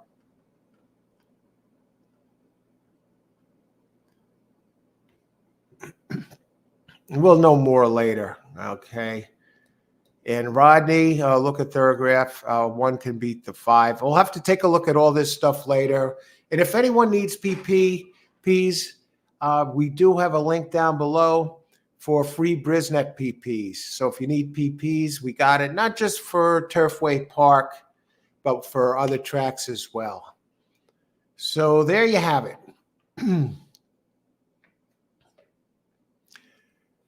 Turfway Park, handicap the entire card. You may want to go back to this, listen to it in its entirety. When the replay becomes available, make sure you save the link. The replay becomes available in minutes, and you could move it to where you want. So, for those of you handicapping here, I've been through. I came live at 8 o'clock. I did take about a 10-15 minute break for breakfast. 10 minutes or 15 minutes to get some breakfast at the halfway point, and then I stepped away a couple other points. So let's see, 8 o'clock, that's 3.5 hours ago. You see the type of preparation I put in, and I'm a very efficient handicapper. You saw the systems I use. If you watch the replay, you'll see it. So I'm prepared. I'm comfortable going in here. And yeah, I put the legwork in. You know, it's been suggested when I was doing a few shows, why don't you just handicap all 4 cards, get started earlier in 12 hours? Put 12 hours into handicapping? What do you think I am, Matt Carruthers on TVG? Maybe these guys have to do it for a living, right? So that's part of their job description. Me doing a show, an entire show, and you have 4 tracks going off at the same time, handicapping 3 cards, 9 hours, 8 hours, whatever it takes me, 6 hours. It'll be a waste of 6 hours because I don't have a chance to use the own data I come up with if my brain isn't completely fried already from 9 hours of handicapping. Total burnout. But 1 track, solid, like this, 3 hours, big card, big fields, fine, perfect. I love it. We're going to be ready to go, make some money. I see Christopher here. We'll take a look at that 1 and 5 as the card unfolds, Rodney. I hope you can join us because then I'll have time between the races. Stephen, thank you, Al. Always an enjoyable time. Stephen, thanks for joining us. Always a pleasure. Good morning. Hey, Christopher, I had just finished handicapping the whole card here. So you may want to do a click, go to my webpage and just click on the live shows, the homepage, and the replay will become available. All 9 races, handicapped, starting from scratch. Looking at the card for the first time. Good luck, Christopher. Thanks, and have a great day today. Hope to see you tonight. Quality. Anthony Littlewood, quality over quantity. 100%.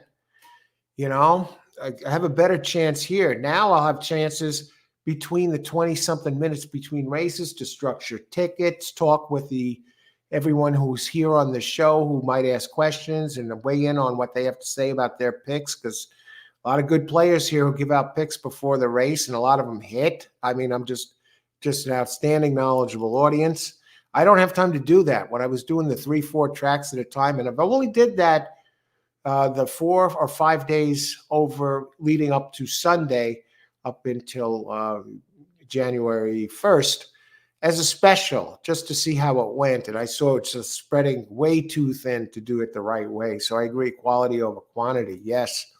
Tentative late pick 4, 6, 8, 2, 6, all. Yeah. There's a chance for both of us to play the pick six, and both of us win this with the selections that we have. So it's possible I may jump in there, because I think that 6 horse in the 6 is going to be real hard to beat. So you got a single there if you want to do it that way on one ticket, and maybe play a late pick 4, a skinny pick 4, and play with the next best choice, the one next in that race. But all right. Thanks for joining us, everyone. I hope you can make it for the 5:30 show for Turfway Park. Jennifer, I want to see what we got here. Jennifer, why cap before you know the scratches?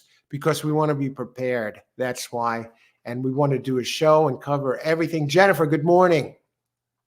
We want to be prepared, and then we could just make some adjustments if scratches need be. And this is not one of these tracks where there are a lot of scratches.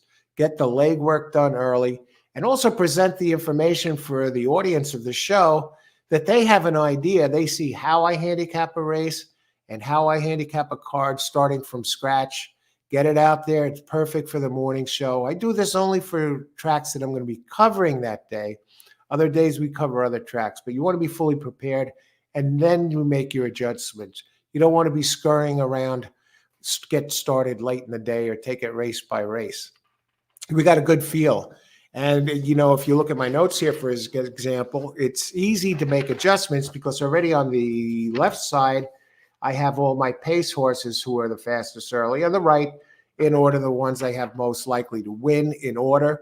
And on the extreme, on the left, ones to win in order. And on the extreme left, I'll list the scratches, make any adjustments what need be. Oftentimes, the scratches don't even affect the pace. And sometimes they do. The scratches make a big difference with the pace. So that's why. And also, I want to get it out there. You can go back and watch this video again and see how I came up with all of these. So I'm prepared. I'm good to go. I'm set to go right now for this. But now it's out of the way. And then we got it till 5:30 till come live again. And I want to thank everybody for watching and participating, some of you. And hope you can make it for 5:30. So have a great day, everybody, and I hope to see you later. All the best. If you're playing any of the afternoon races at parks, best of luck and win big.